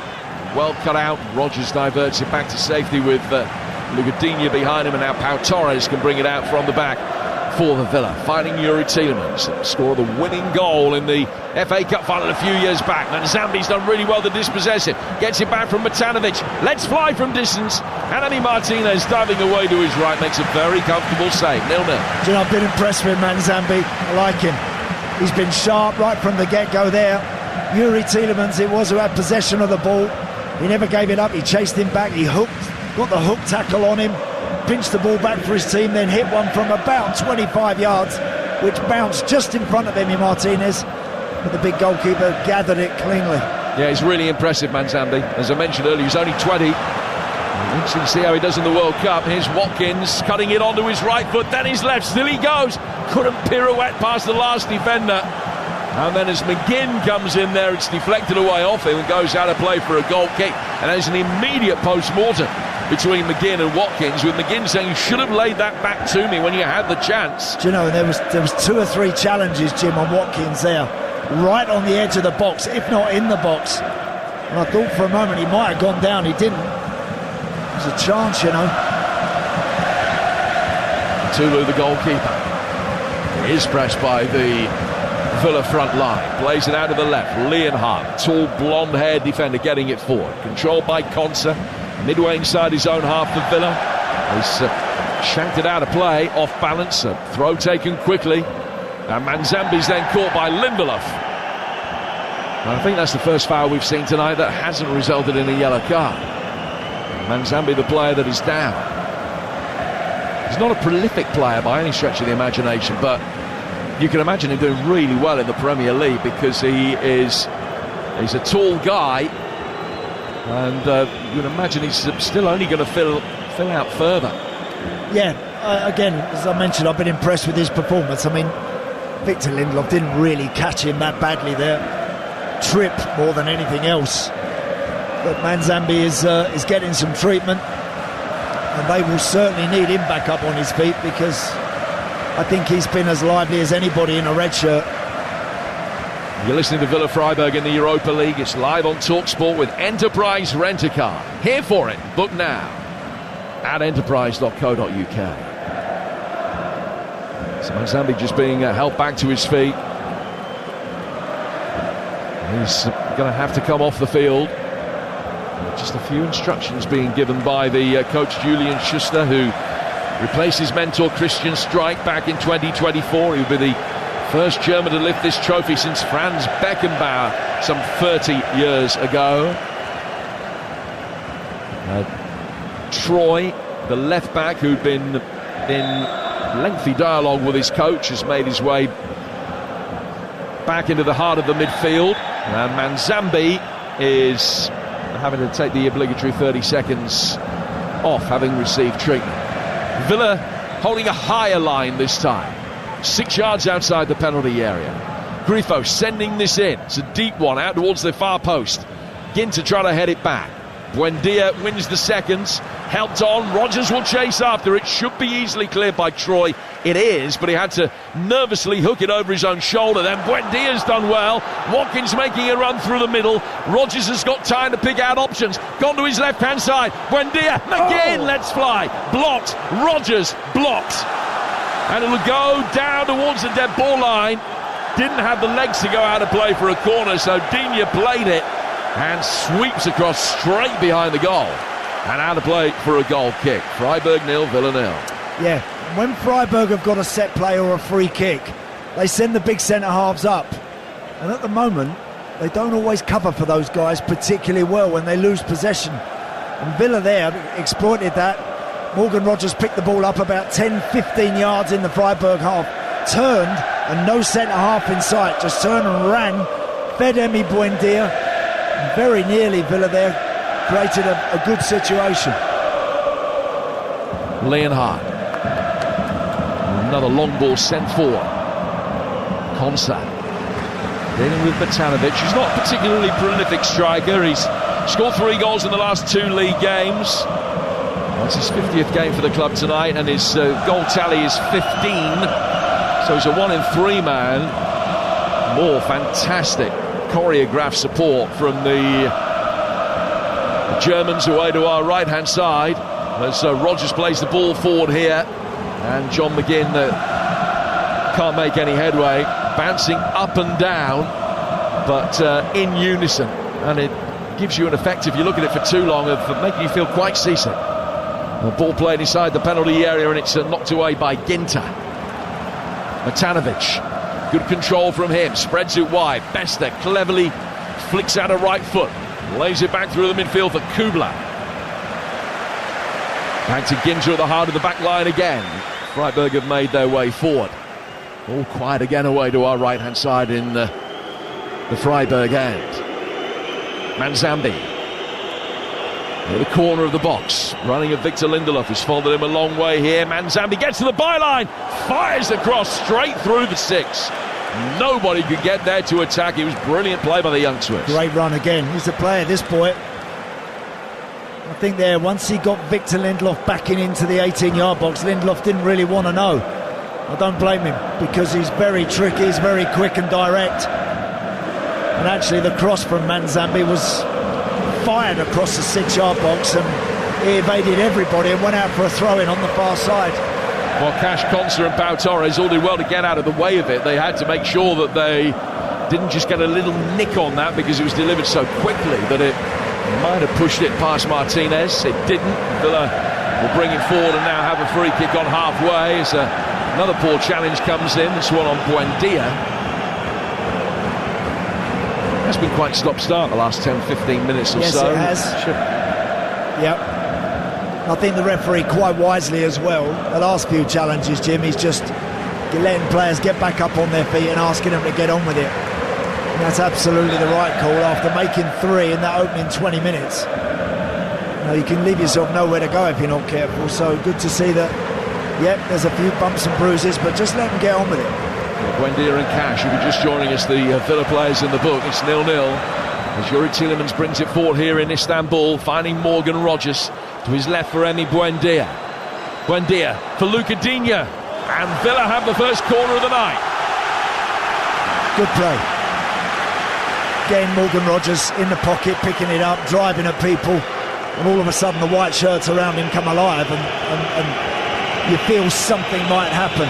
Buendia fired it out wide on the left to Luca Digne, and his cross was blocked out for a corner on that far side. So Digne to take the corner. 41 minutes gone here on TalkSport in the Europa League Final. Digne working it short. Right-footed ball flicked across the edge of the penalty area. Tielemans! What a goal! Yuri Tielemans firing it in from the edge of the penalty area. It's yet another special out of the Austin McPhee playbook. A brilliant set piece. Yuri Tielemans, the man that scored the winning goal in the FA Cup final 5 years ago, has given Villa the lead in the Europa League final. A goal of breathtaking quality. A goal potentially of magnificent importance. It's Villa 1, Freiburg 0. Yuri Tielemans. What a strike. What a strike from Tielemans that is. Clever corner, clever set play, clearly one that they've worked on. Luca Digne drops it short instead of knocking the corner in long. And then as he does that, Yuri Tielemans goes from one side of the 18-yard box and drifts to the far side. The ball is then knocked up in the air, and he meets it on the volley and rifles that into the back of the Freiburg net. That's a big goal. Huge goal on the night, that is, for Villa. Villa, who've got such a good record when they score first. And they lead here in Istanbul, and immediately those on the Villa bench and Emi Martinez embracing Austin McPhee, the set-piece coach. He's done it again. Some repertoire that he's been able to build up. That one falling for the right man at the right place at the right time.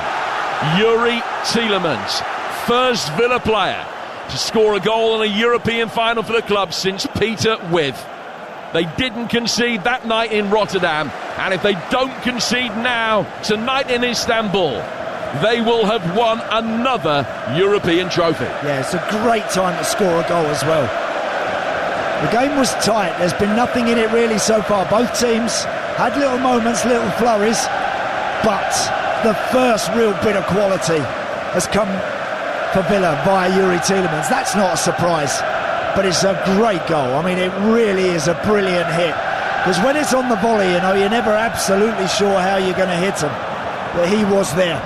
He met it perfectly, hit it hard and low, and goalkeeper had absolutely no chance, just too much pace on it. It's always felt like a night where the first goal might be of paramount importance, and You look back at the successes that Unai Emery has had in this competition, the 4 wins that side have had, they've had to come from behind on a couple, they've had to win a couple of penalty shootouts, but they lead in this one with Youri Tielemans' goal on 41 minutes. Only his 2nd goal of the season. Is that all it is, Jim? Really? Wow. Surprised at that. I mean, I know he was out for a long time with an injury, but such a great striker of the ball, and as you quite rightly point out, does love it in a big game. Well, that goal for Tielemans only now takes him into double figures in Villa colours in more than 130 matches for the club. Here's the lively man Zambi as Freiburg look for an equalising goal. Ball hit in deep, and it's headed into the retreating Cash, and out of play for a corner with 30 seconds of the first half to go. Villa score from their first corner of the night. Freiburg in the Bundesliga, the set-piece specialists, what will they be able to muster from here as they look for an equalising goal in first half stoppage time? This is interesting. Villa leaving 4 players up from a defensive corner, and that's to drag the red shirts back. Obviously a clever way of trying to combat how clever they are from corners and set plays.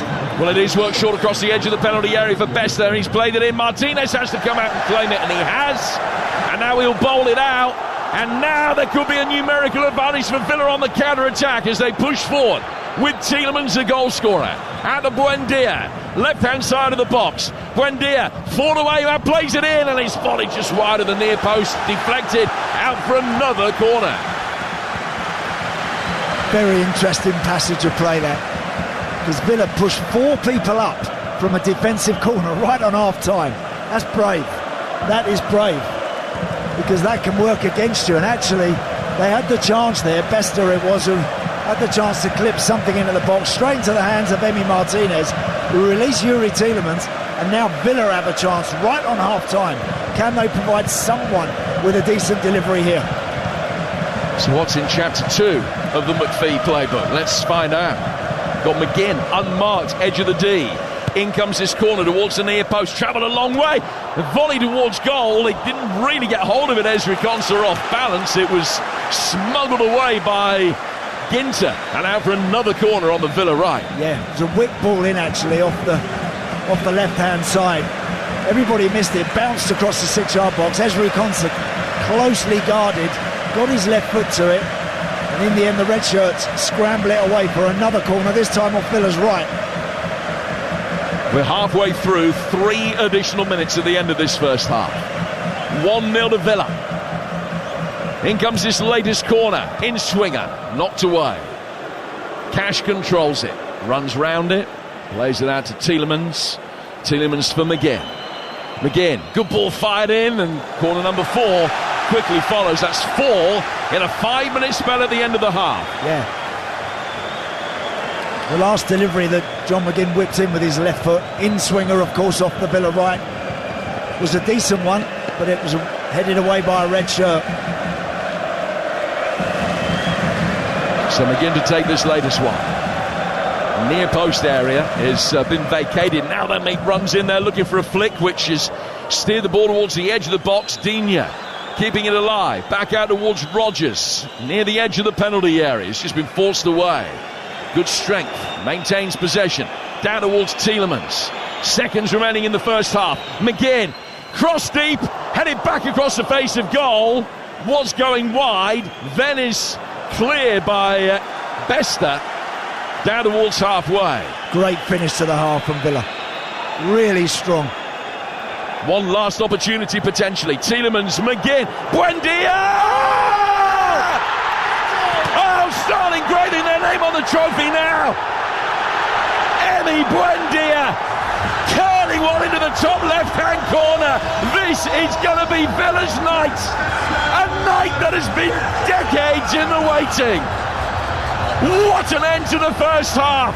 Tielemans with a rasper. Buendia's finish is even better. Aston Villa leading by 2 goals to 0. And they've got one hand on the Europa League trophy already. Start ironing the claret and blue ribbons.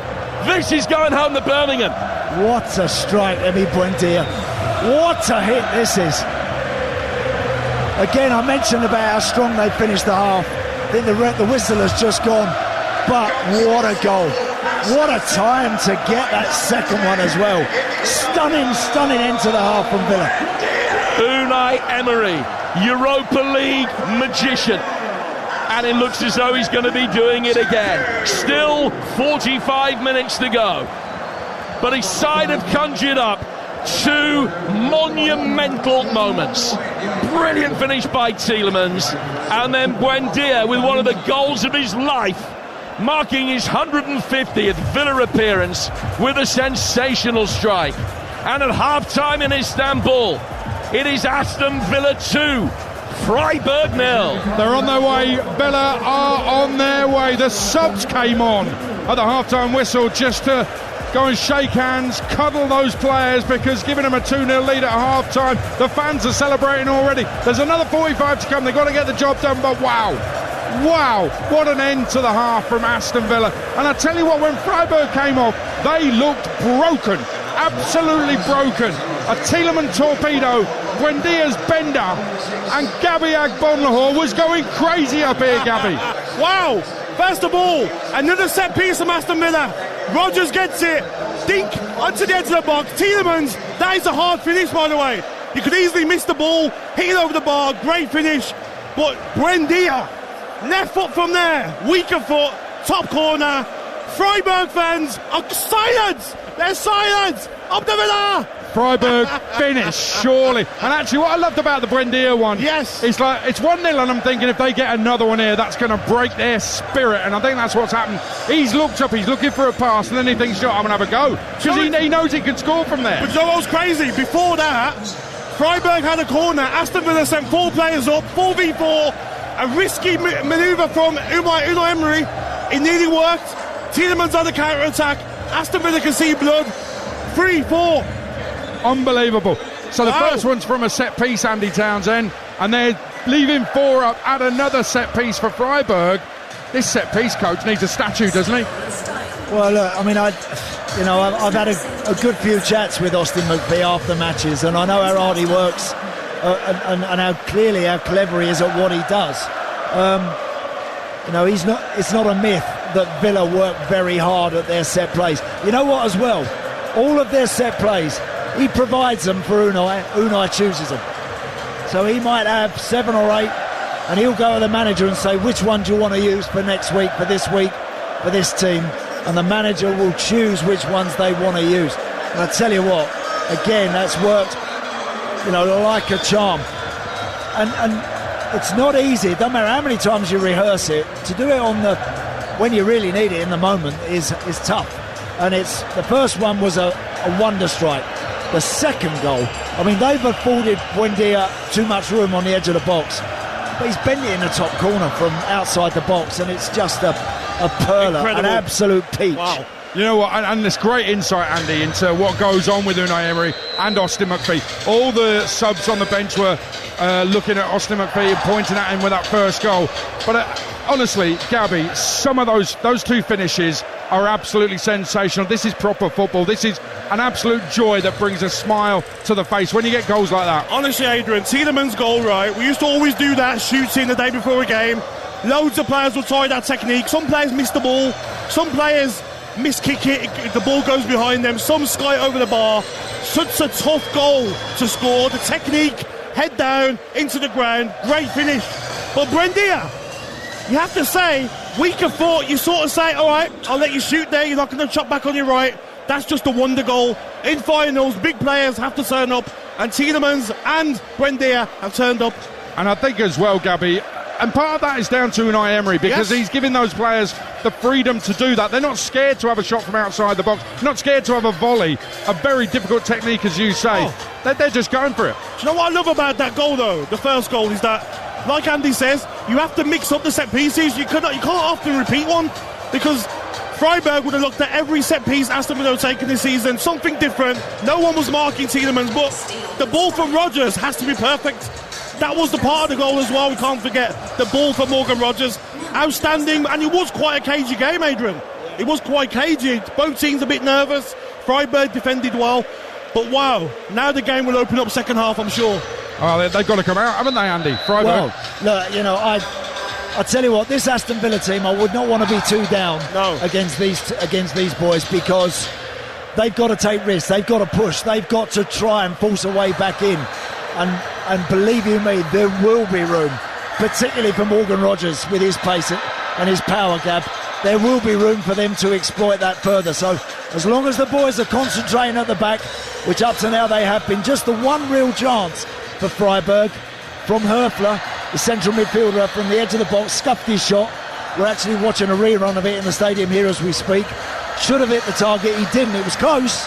But that aside, couple of whipped free kicks from wide areas, but that aside, not enough from them. They got to take risks. Villa will have more chances, I really think now if they go on and score again the next time. You have to go for the third goal, Andy, Adrian. You have to. You can't sit back down 2-0. You have to go for the killer third goal. Well, we've seen them get 3, 4 and do it again, getting 3 and 4. And you know, just very quickly, Gabby, what I love about this is Freiburg, enterprising, and you know, they've got a couple of really good players. You know, Manzambi's been really good for them, but they've been cheaty. They've been pretending to be injured. They've been calling for yellow cards, and the referee's been conned a little bit by it. I do not like their attitude, and they're paying the price for that, I think. Yeah, 100%. Like we said before the game, we don't want no silly red cards. And I've been there, Adrian. Andy will say the same. Those players weren't hurt. Those didn't injure those players. They're trying to get Aston Villa players sent off. Now, Villa players, especially Matty Cash, like the manager says, take it easy, nothing silly. Don't get a stupid second yellow card to let Freiburg back in this game. Is it all over, Andy Townsend? No. Well, look, you know, I listen, at the moment I can't make a case for them, because being 2 down to this particular team, the way that Villa play, they are the perfect team set up to have a lead like this and go on and score again and score more. They trust what they do defensively as a team. As Gabby said, Buendia on a yellow card as well, so he's also got to be a little bit careful.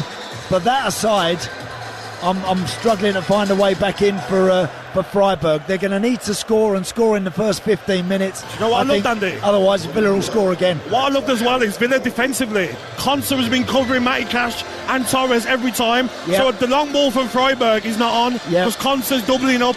But the other end, Martinez is pinging it into Watkins, and if Watkins just shoulders him off a little bit, he'll be through every time. I agree. There's no front screen, no one in front of Ollie Watkins to try and stop that ball. Oh, just seeing Yuri Tielemans' hit again. I mean, it's an absolute dream, isn't it? It's a joy, isn't it? It's a joy of a goal. You know, you dream of scoring one like that, and then you do it in a final, and he does it in another final. I mean, it's an absolute beauty from Tielemans. And then you got Buendia. Listen, I tell you what Villa are doing. They're having their own goal of the season competition in the first half of this Europa League final, and they are bossing it. Aston Villa 2, Freiburg 0. They are on their way. You're listening to the Europa League Live on TalkSport with Enterprise Rent-A-Car. Here for it. Book now at enterprise.co.uk. Kick off on TalkSport with Ladbrokes. 18+ gambleaware.org. At Arnold Clark, upgrading your car just got easier and cheaper. For a limited time, you'll get an extra £500 when you part exchange your current car. That's more money to put towards your next one.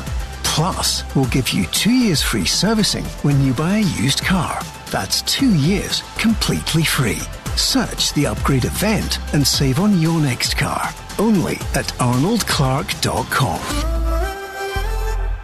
OK, I'd just like to say a few words about our boss Tony. We all know managing the vans for the business used to be a nightmare. Cars not working, drivers losing receipts. But then Tony found All-Star. Suddenly, fuel and EV charging payments managed all in one place. 90% of fuel sites covered. Tony, you're a beautiful, beautiful man. All-Star, more than just a fuel card. T's and C's apply for business use only, subject to credit approval. We're back at the Coral Fan Arena, where things are getting tasty. First up, it's the bet builders pricing up their picks. No calls and 12 cards? All right, have it your way. Oh, and it's a mid-game appearance from the in-play experts. Fingers poised, ready to back a late comeback. Even at 3-0 down, they still believe.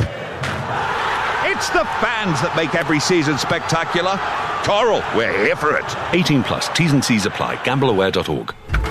On day 3 of leftovers for lunch, Have a day off.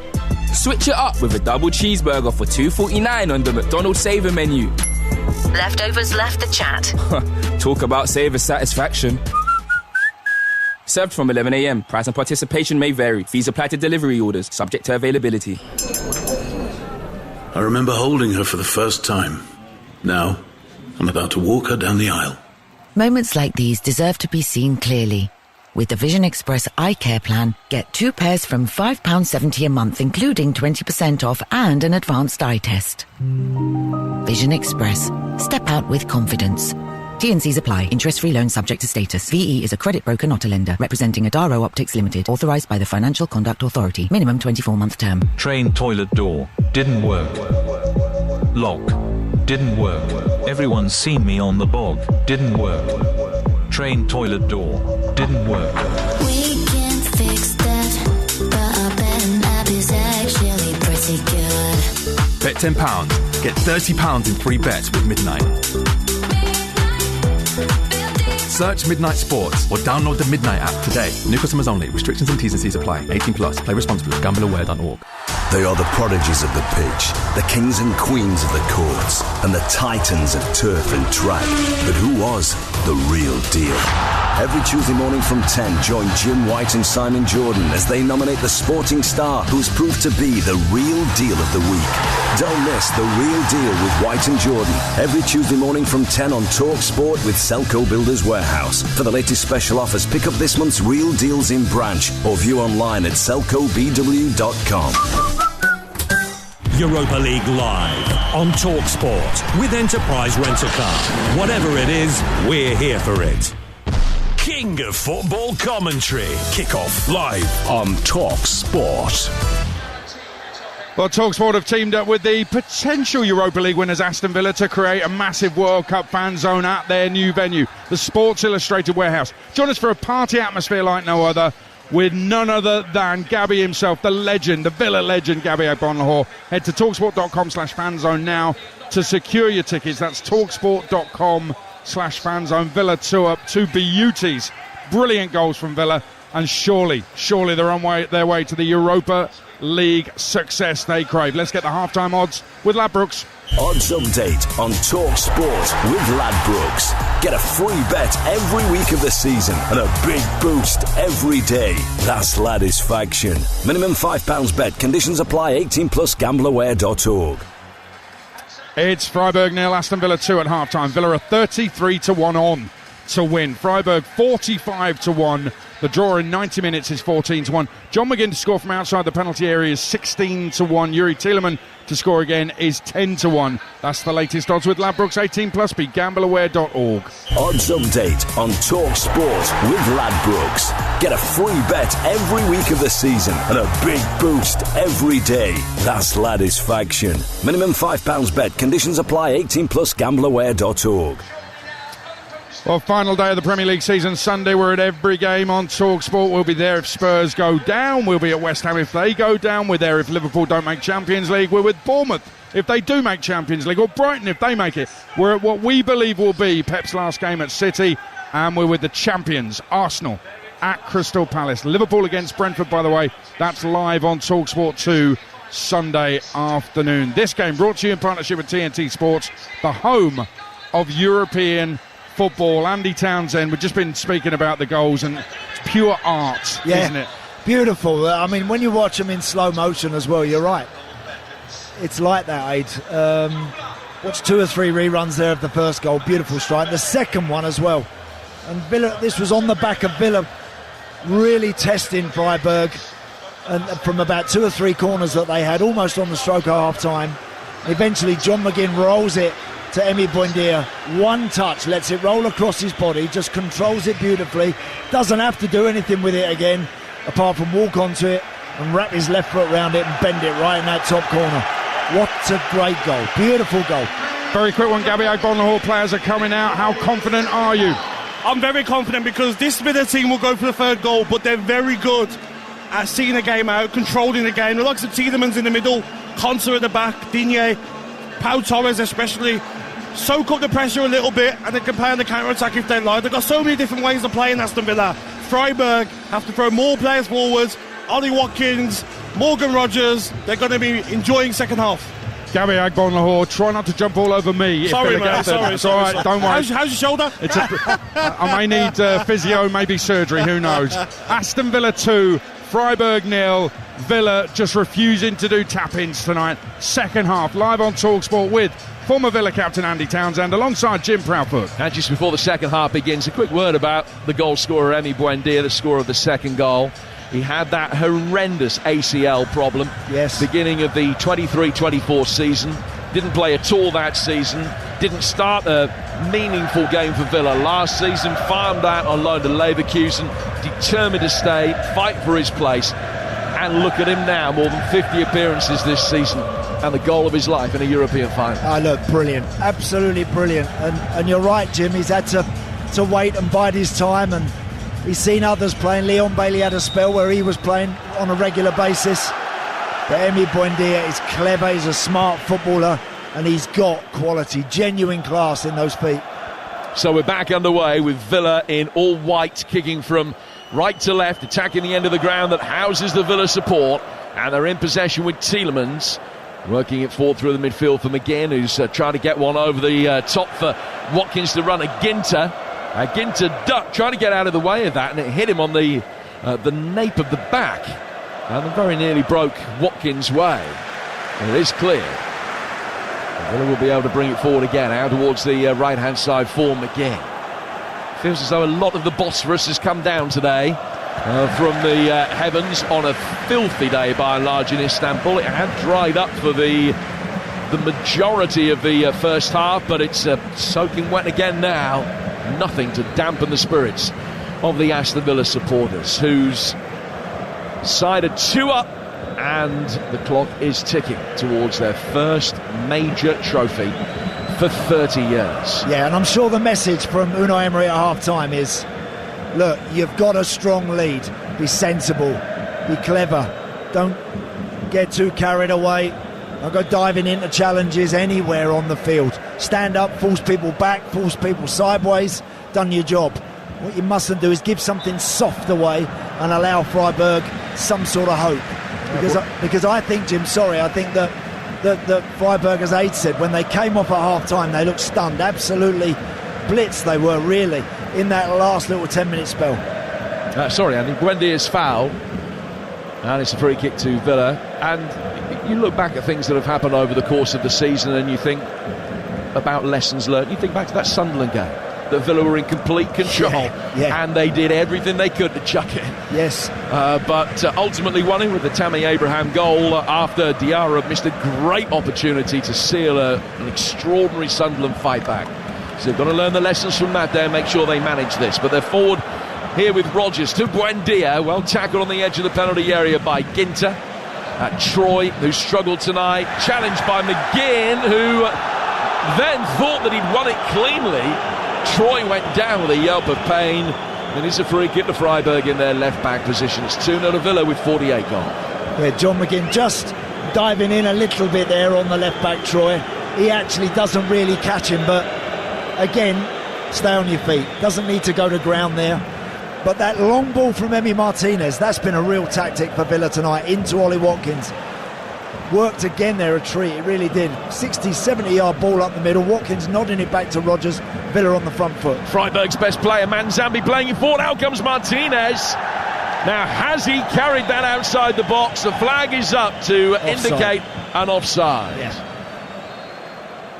So a free kick to Villa, just outside their penalty area. It's Martinez in goal, Cash, Consapau, Torres and Digne, Lindelof and Tielemans the score of the first goal, McGinn and Buendia the score of the second out wide, and Rogers and Watkins up front. Freiburg, a Tuvalu in goal, Kubler, Ginter, Lienhardt and Troy, Eggestein and Höfler, Bester, Manzambi, who's been the pick of their bunch, and Grifo, and then Matanovic is playing up front. Villa have it at the back with Pau Torres. 40 minutes away from a second Europa League triumph in his career, both under Unai Emery. It would be Emery's 5th. He'll be the first coach to win the competition, even going back into the UEFA Cup days with 3 different clubs.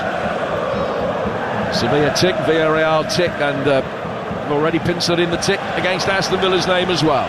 Here's Watkins coming forward here, driving with real intent, running at Leonhardt, who blocks the shot that comes in from Watkins. It almost went straight back to the Devonian again, but is ultimately going to be cleared up the left-hand side. It's back off Watkins, and now Leonhardt can get it away.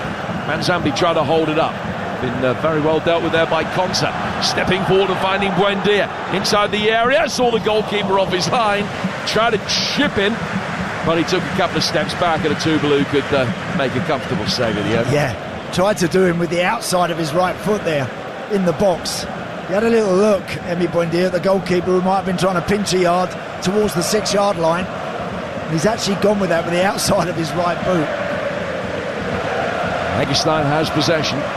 It's on the Freiburg right-hand side. This game brought to you in association with TNT Sports, the home of European football. Freiburg inside Villa territory, but only just. Besta, with the extravagant ginger beard, laying the ball back for his fullback Kubler. Kubler making a run from the right touchline infield. Lays it off now for Höfler. Different it might have been had he taken that early chance where he snatched at an effort and pulled it only just wide of Martinez's right-hand post. But the 2 goals in a 7-minute spell coming up to half-time have swung this firmly in Villa's favour. Manzambi out on the left-hand side, a young, impressive Swiss playing it forward into the feet of Matanovic. Matanovic has lost that towards McGinn, and now McGinn pokes it back into Freiburg territory, tries to make it a foot race, and Matanovic, to be fair, did really well to come back and showed a great strength and enough pace to be able to get there ahead of McGinn to mop things up for Freiburg, who will build again from a deeper position. And as you would expect, with a 2-goal cushion now, Villa don't have to go after Freiburg, squeezing them too much. Wait for that right moment to turn the ball over and release Rodgers and Buendia, I think, in particular. Freiburg are in possession. They've had plenty of the ball at the start of the second half, but Villa, I think, lying in wait. Ball's headed down by Lindelof, helped forward then by Tielemans. Rodgers did enough in the midfield to come and win it, and whenever a player goes down, from both sides to be fair, whenever a player goes down and there's an anguished cry, that tends to force the hand of the referee. Francois Letechier's given a free kick Eggestein's way there. Manzambi back for Eggestein. Ginter, Höfler inside the centre circle. Villa just with 2 banks of 4 behind the ball, dropping off as it's laid out towards Vincenzo Grifo. Grifo to Manzambi, can't get a shot in on the turn, but he can roll his square for Ginter. Ginter right foot, it should be easy for Martinez, it is. He comes out and catches it as the ball bounced just in front of him. Very gratefully grabbed it in towards his body, now being given the count by the referee. He's going to make sure he bowls it out relatively quickly. He has done, and Villa can build from the back. 2-0. Good hands from Emi Martinez. We saw him warming up. 1 or 2 concerns about as he was taping his fingers up, but no sign of any problem for the big goalkeeper tonight. Everything he's done, he's dealt with cleanly. Rodgers with a lovely turn, then lost possession and gets a free kick. No real complaints from him, but in keeping with the officiating tonight, very little has been allowed to go. You're listening to Villa Freiburg in the Europa League. It's live on TalkSport with Enterprise Rent-A-Car. Whatever it is, they're here for it. Sports Bar follows us. So much Villa reaction to come. 03717223344. As Tielemans plays this latest free kick in, and Watkins on the stretch, got his toes to it. It was just a straight ball over the top, and he curved his run from the left-hand side of the penalty area, bent it round between the centre halves, and he just couldn't get enough of a toe on it to poke it on target. Yeah, it was literally the size of a boot. If he's I don't know what size he is, Ollie. If he's a 9, if he was a 10, he might have knocked that in the back of the net because it was that close. Grifo, scorer of the next goal in this game, of paramount importance. If it goes 3-0 to Villa, you can't make a case for Freiburg. Difficult really to make a lucid case for them now, but They did get it back to 2-1, you just never know the psychological effect that might have. But at the moment, Aston Villa are in complete control. The Germans with just the one attempt on target in the entire game so far. They have it in front of us with Bester. Not enough air underneath his ball in. It's easily headed away by Pau Torres. Then Watkins goes up for it, and it's out for a throw that'll be taken on the right-hand side. Coach Schuster just acting as the ball boy for a moment. Manzambi, who's got a decent long throw on him, will trot across to take this. He picked up a ball off a white cone. Didn't like that one. Obviously felt it was just a little bit greasy maybe. So he's found another, which he will launch in towards the near post. Almost gets to the penalty spot with it. It's travelled a long way, still not cleared. It will be now though by Rodgers on the turn. Inside his own penalty area, and Villa survive. It's just a little bit nervy. Yeah, that was dangerous. Really good throw from Manzambi, and they made that all-important first contact. You get a flick in the box with so many bodies in there, that can easily drop to a red shirt. Thankfully Villa just about deal with that one, but again, got to be careful of that. Yeah, Buendia there committing a challenge on Manzambi. Be careful. Well, it was once you force people backwards or square, you've done your job. That's all you need to do now, Villa. They don't have to dip a foot into a challenge unnecessarily. Buendia, of course, one of the players that has been booked, and the ball had long since gone, and he just put the palm of his hand in the back of Manzambi, pushed him to the ground. Freiburg have it. They're 15 yards aside their own half. Work the ball down towards Ginter. Ginter square for Leonhardt.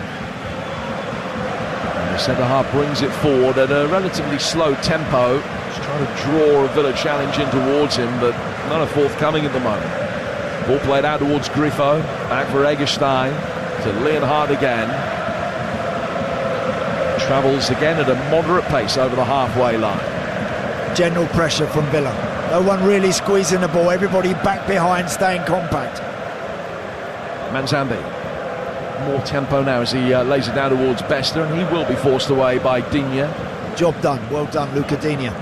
Followed Bester all the way back into his own half. Once he give it back to the centre halves, Digne returning to his left back slot. That's your job done. Well done. Just a worry though that as Bester had dropped in and then the fullback came past him, Kubler, no one had tracked his run. That means Buendia's man, and Buendia was sort of split between the fullback Kubler and Manzambi, and it's so again now as Kubler's made a run in alongside the big striker Matanovic. Here is Manzambi, works it down the right hand side of the area, and Pau Torres can watch that one past Bester and straight out of play for a goal kick. 12 gone second half. You're listening to Villa against Freiburg in the Europa League. It's live on TalkSport with Enterprise Rent-A-Car. Whatever it is, they're here for it, and there's just over half an hour separating Villa from major silverware. Yeah, when you're actually in front in big matches, you do have a little glance at the clock every now and again, and the Villa boys, I'm sure, will see now it's on 57.5 minutes. Once you get to that 60, that means they got through that first initial quarter of an hour of the second half. Again, that's what it's all about. They've waited 30 years. They've got just over 30 minutes to go. Buendia, left-hand side of the penalty area. Low ball in. There's number 3. Morgan Rodgers tapping in from Buendia's cross. And if there was ever any doubt, it has now been erased. Right across the Midlands. If you're claret and blue, this is your night. Villa, 30 years after they last tasted glory, are going to be getting their hands on silverware. Andy, I'm delighted to say, you're losing that record. Oh, listen, I'm delighted too, Jim. Don't worry about that. Get that open top bus fired up. Get it ready, get a bit of juice in it, because it's going to be flying around Birmingham, I think, at any time soon. Brilliant, brilliant third goal. Morgan Rodgers doing really well to slide in at the near post to steer that past Antovalu. And 3-0 now. It doesn't flatter Villa. I said to you, they're sitting there lying in wait, waiting for the right moment. And they've just grabbed the third, and that finally puts the seal on proceedings tonight, Jim. That will be that. Freiburg 0, Villa 3. And from Erdington to Edgbaston, Sutton to Solihull, they'll be dancing in the streets. Torres shepherds the ball out of play. It's going to be a goal kick, which will be taken by Emi Martinez. And it's not often the case that supporters come to a showpiece event like this, and when the stakes are so high, when there's so much tension, that they can actually enjoy the game. They can enjoy the last 30 minutes of this. Oh, they certainly can. It's rare in finals to be able to really enjoy a moment as a player or a fan, but Villa now 3 to the good and looking awesome every time they attack. So Grifo coming in off the left-hand side finds Manzambi. He's done well. Eggestein now to Besta, corner of the penalty area. Play back by him. Kubler's ball inside the penalty area. Header goes over the bar. Grifo coming to meet it. Wouldn't have counted anyway. The flag was up. And it's a free kick. And they've waited 30 years, and there are now only 30 minutes to go. Changes for Freiburg. And they're going to be bringing on Rosenfelder and Höhler. So a double change being made. Max Rosenfelder, number 37, coming on for Nicholas Höfler, whose career ends tonight in such difficult circumstances for him. His 383rd and final game for Freiburg. A wonderful servant for the club. But he is off. Lucas Höhler coming on, player who's never scored in Europe. His next goal for Freiburg will be his 50th. He's played more than 300 games for the club as well. And he's got half an hour to try and salvage one of the most extraordinary rescue acts in European football history. Morgan Rogers, the scorer of Villa's third, in possession, has lost it. Manzamba is brought down. So Höfler and Leonhardt off, Rosenfelder and Höhler on. We've played 61 minutes on TalkSport. Yeah, and the coach, the Freiburg coach, Schuster there, might have been toying with the idea of getting those boys on a little quicker, because as soon as the third one goes in, well, look, as hard as they want to try, and to their credit, they've not given it up, Freiburg, but they're just being beaten here by a team with more quality and a little bit more know-how from top to bottom, really. That includes the manager, of course. We play forward towards the edge of the Villa penalty area, looking for Höhler, and it's cleared. And then it goes out of play for a throw that they're looking to take quickly on the Freiburg left. They reached the final on the back of their home form. They won 11 straight at home, or have won 11 straight, not all of those this season. But away from home they haven't been great. Haven't travelled well in the Bundesliga recently. In fact, the last 4 games they've played away from Freiburg they have lost. And struggling today as the ball is launched in again by Manzambi. Further can clear after winning the initial header. Watkins pokes it further away, and Manzambi will run round it inside his own half and turn. Threatens to go back to his goalkeeper. He does at the second attempt. Back for a two-blue. And his right-footed ball forward over halfway is brought down by Tielemans. Just lost out there to the retreating Matanovic, actually, but as he's speared it forward, it's straight out of play for a Villa throw. The songs are delivered in a thick, brummy accent of jubilation. 63 gone. It's Villa's night, and they know it. They certainly do. What I love about Villa, when they play like this and when they're in this sort of situation, if they want to be extravagant, they can. They've got players that can produce, as I mentioned, genuine class, but they also, to a man, they know their job, and then all of a sudden the team ethic again becomes very important to protect what they have. And you know, Lindelof and Yuri Tielemans second half are just supporting the game. They've not had to do anything other than just make sure they stay with their runners and feed the ball forward and trust that Rodgers or Watkins will add to the 2 that they had. They've got that all-important third goal, And now it's just about all that work you do during the week, Monday and Friday, through the rain and the wind, back at Bodymore Heath. This is why it's worth it, because now they put it into practice. Konsa, Tielemans, Lindelof taking on the half turn. Wow. Well, he did do brilliantly, as Andy said, because he was given a hospital pass. He had two players coming in towards him, but he got there first and turned out. Not only did he make sure that he didn't lose possession, but he actually was able to play a constructive pass. That is why he's done so well in that position. Then the ball is played forward. Watkins nearly got there ahead of the Freiburg goalkeeper. Now they've chipped one over the top, and I think Watkins is offside, although the flag hasn't come up. But now it does, as he lays the ball back towards Luca Digne. Free kick to Freiburg, 25 minutes to go. 3-0 to the Villa. Yeah, and looks like there's going to be a change. And a nana for Lindelof. And he should leave the field with cheers ringing in his ears. His career rejuvenated after struggling to get any game time at Manchester United in the latter days at Old Trafford. And he's only been a bit part player really for much of the season with Villa, but he's stepped into an unfamiliar position when he's been needed. He has performed with real aplomb, and again tonight. And after the frustrations of the final 5 years ago, he's going to get his medal tonight. He comes off, he's replaced by Amadou Onana. It's been great, Victor Lindelof. I think actually ever since he's come to the club, when he's had to deputise as a centre-half, he always does a really steady job. He was a particularly shrewd acquisition, I think, and since he's gone into midfield when Villa have needed him, he's done great. Nothing flamboyant, nothing too silly, not trying to do stuff that he can't do or shouldn't be doing, just doing his job in there and letting those around him go and play.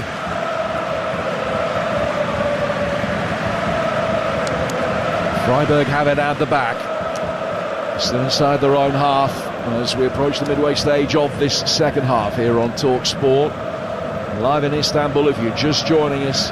KG opening 40 minutes. Villa the better side, not an awful lot to show for it. For a brilliant set piece was fired home from a Tielemans volley on the edge of the penalty area. Buendia's goal in first half stoppage time even better, and then he's got the assist from Morgan Rogers tap in. He did very well to create the opening for himself with a sharp movement towards the near post. 3-0 Villa lead it with a quarter of the game remaining, and the die has long since been cast. Nana's been brought down here. It's a free kick to Villa 10 yards inside the Freiburg half. Andy? Yeah, well look, you know, Amadou Onana is an experienced boy, so he can use his height to great effect in both 18-yard boxes, understands the game. All he has to do now is make sure that he blocks, denies balls into their forward players, and just keeps feeding and ticking the game over nicely. Well, breaking news, TalkSport understands Southampton's appeal against the sanctions imposed yesterday has failed. More details on that as the night has gone on, but TalkSport understands that the appeal has failed and that the playoff final will be Hull against Middlesbrough, live on TalkSport on Saturday. It's a breaking news story, and we'll keep you updated with that. Buendia getting the ball out to the Aston Villa right. Can they get a fourth? Hooked in high inside the penalty area. Tobalou, who has had a fantastic start to his career. He's developed a reputation for being a brilliant saver of penalties, and he's got extraordinary ratio. I think he's saved 11 in his career. He's only 23. He's caught that, no problem at all, and bowls it out. Hegestein will get it to his left-hand side, and Rosenfelder, the young centre-half, who's only back from injury tonight after 3 months out of the team, can play it forward. He's lost out, McGinn getting it forward. Here's Watkins up against Ginter. Options to his left-hand side. And Ginter recovered well. Just as it looks as though Watkins might roll it square for Buendia. He used him as the decoy. Try to take on Ginter, who recovered and puts it out for a corner. I think Ollie fancies a goal now. He wants one. And again, he might get another chance. I can see it happening. That was a good situation for him. He might have done a little better there. The step over and the first touch after it was a little clumsy, and it just allowed the centre-half to recover and make a challenge. But as they so often do, Villa, every time they now turn the ball over, you think they can go through and score. I really do.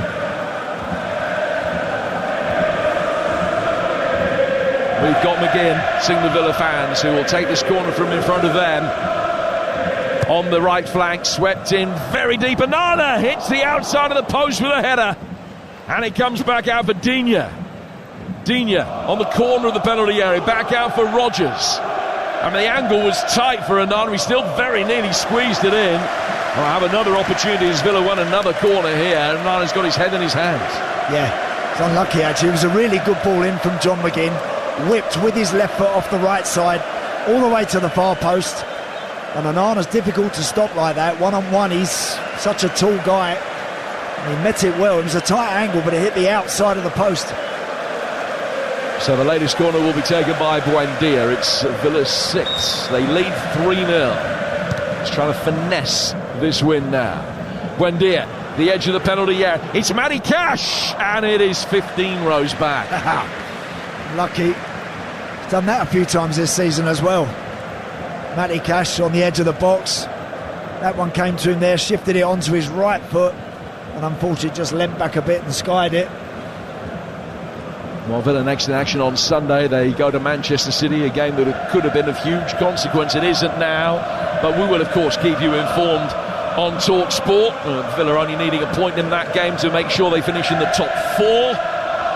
And will they be able to spoil what we anticipate is going to be Pep's leaving party? We've got news of that around the grounds as the denouement of the Premier League season, including the relegation tussles involving Spurs and West Ham, one of whom will go down. And Spurs' point at home to Everton, you would imagine, will be enough for them to survive. We've got it all covered for you. Our live action, live over on TalkSport 2, a Sunday afternoon, comes from Anfield. Liverpool against Brentford, which could yet have ramifications, and Liverpool's Champions League place not yet guaranteed. It's all to come. Final day of the season, Sunday, on the TalkSport network.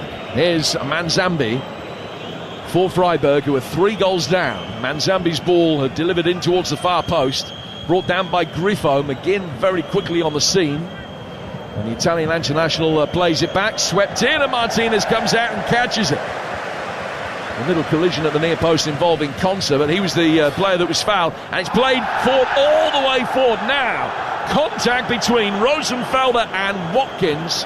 The referee immediately waves his arms across his body, and he decided that was a foul. Potentially, he would have had to think about a red card, but at no stage did Watkins have the ball under control. The referee lets it go. No complaints from Ollie Watkins.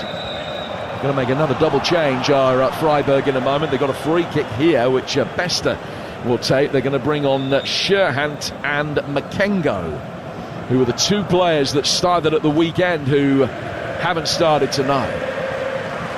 Captain's armband thrown at Bester by Griffo as he leaves the field. And Derry Sherhant, who ended the longest goal drought of his career at the weekend, comes on. The other player to come on is going to be the young left-back Jordi Makengo, a Frenchman, and he'll replace Lucas Kubla. Yeah, well, at Freiburg in this situation have just got to get bodies on their fresh legs just to see if they can pinch something, a goal to give them, breathe a little bit more life into their game. No signs of it really happening just yet. Let's hope Villa deal with this free kick. Which will be taken by Bester. Swung in very deep. Martinez comes out, hasn't got it cleanly, does at the second attempt as he just palmed it down towards the edge of the penalty area. And then it was the centre-half Rosenfelder that fired one in, didn't get hold of it, it bounced towards goal, and Martinez could take a step back and then bring that under control. Great play. Brilliant football from Villa down from Digne into Ollie Watkins, couple of short passes. Onana has it, it's now out on the right side with Cash, but again now showing the composure needed when they've got the ball to keep it. Now Torres over Watkins' head, and we go through away to our left-hand side. Don't forget Gabby tomorrow morning with a real taste and a picture of how the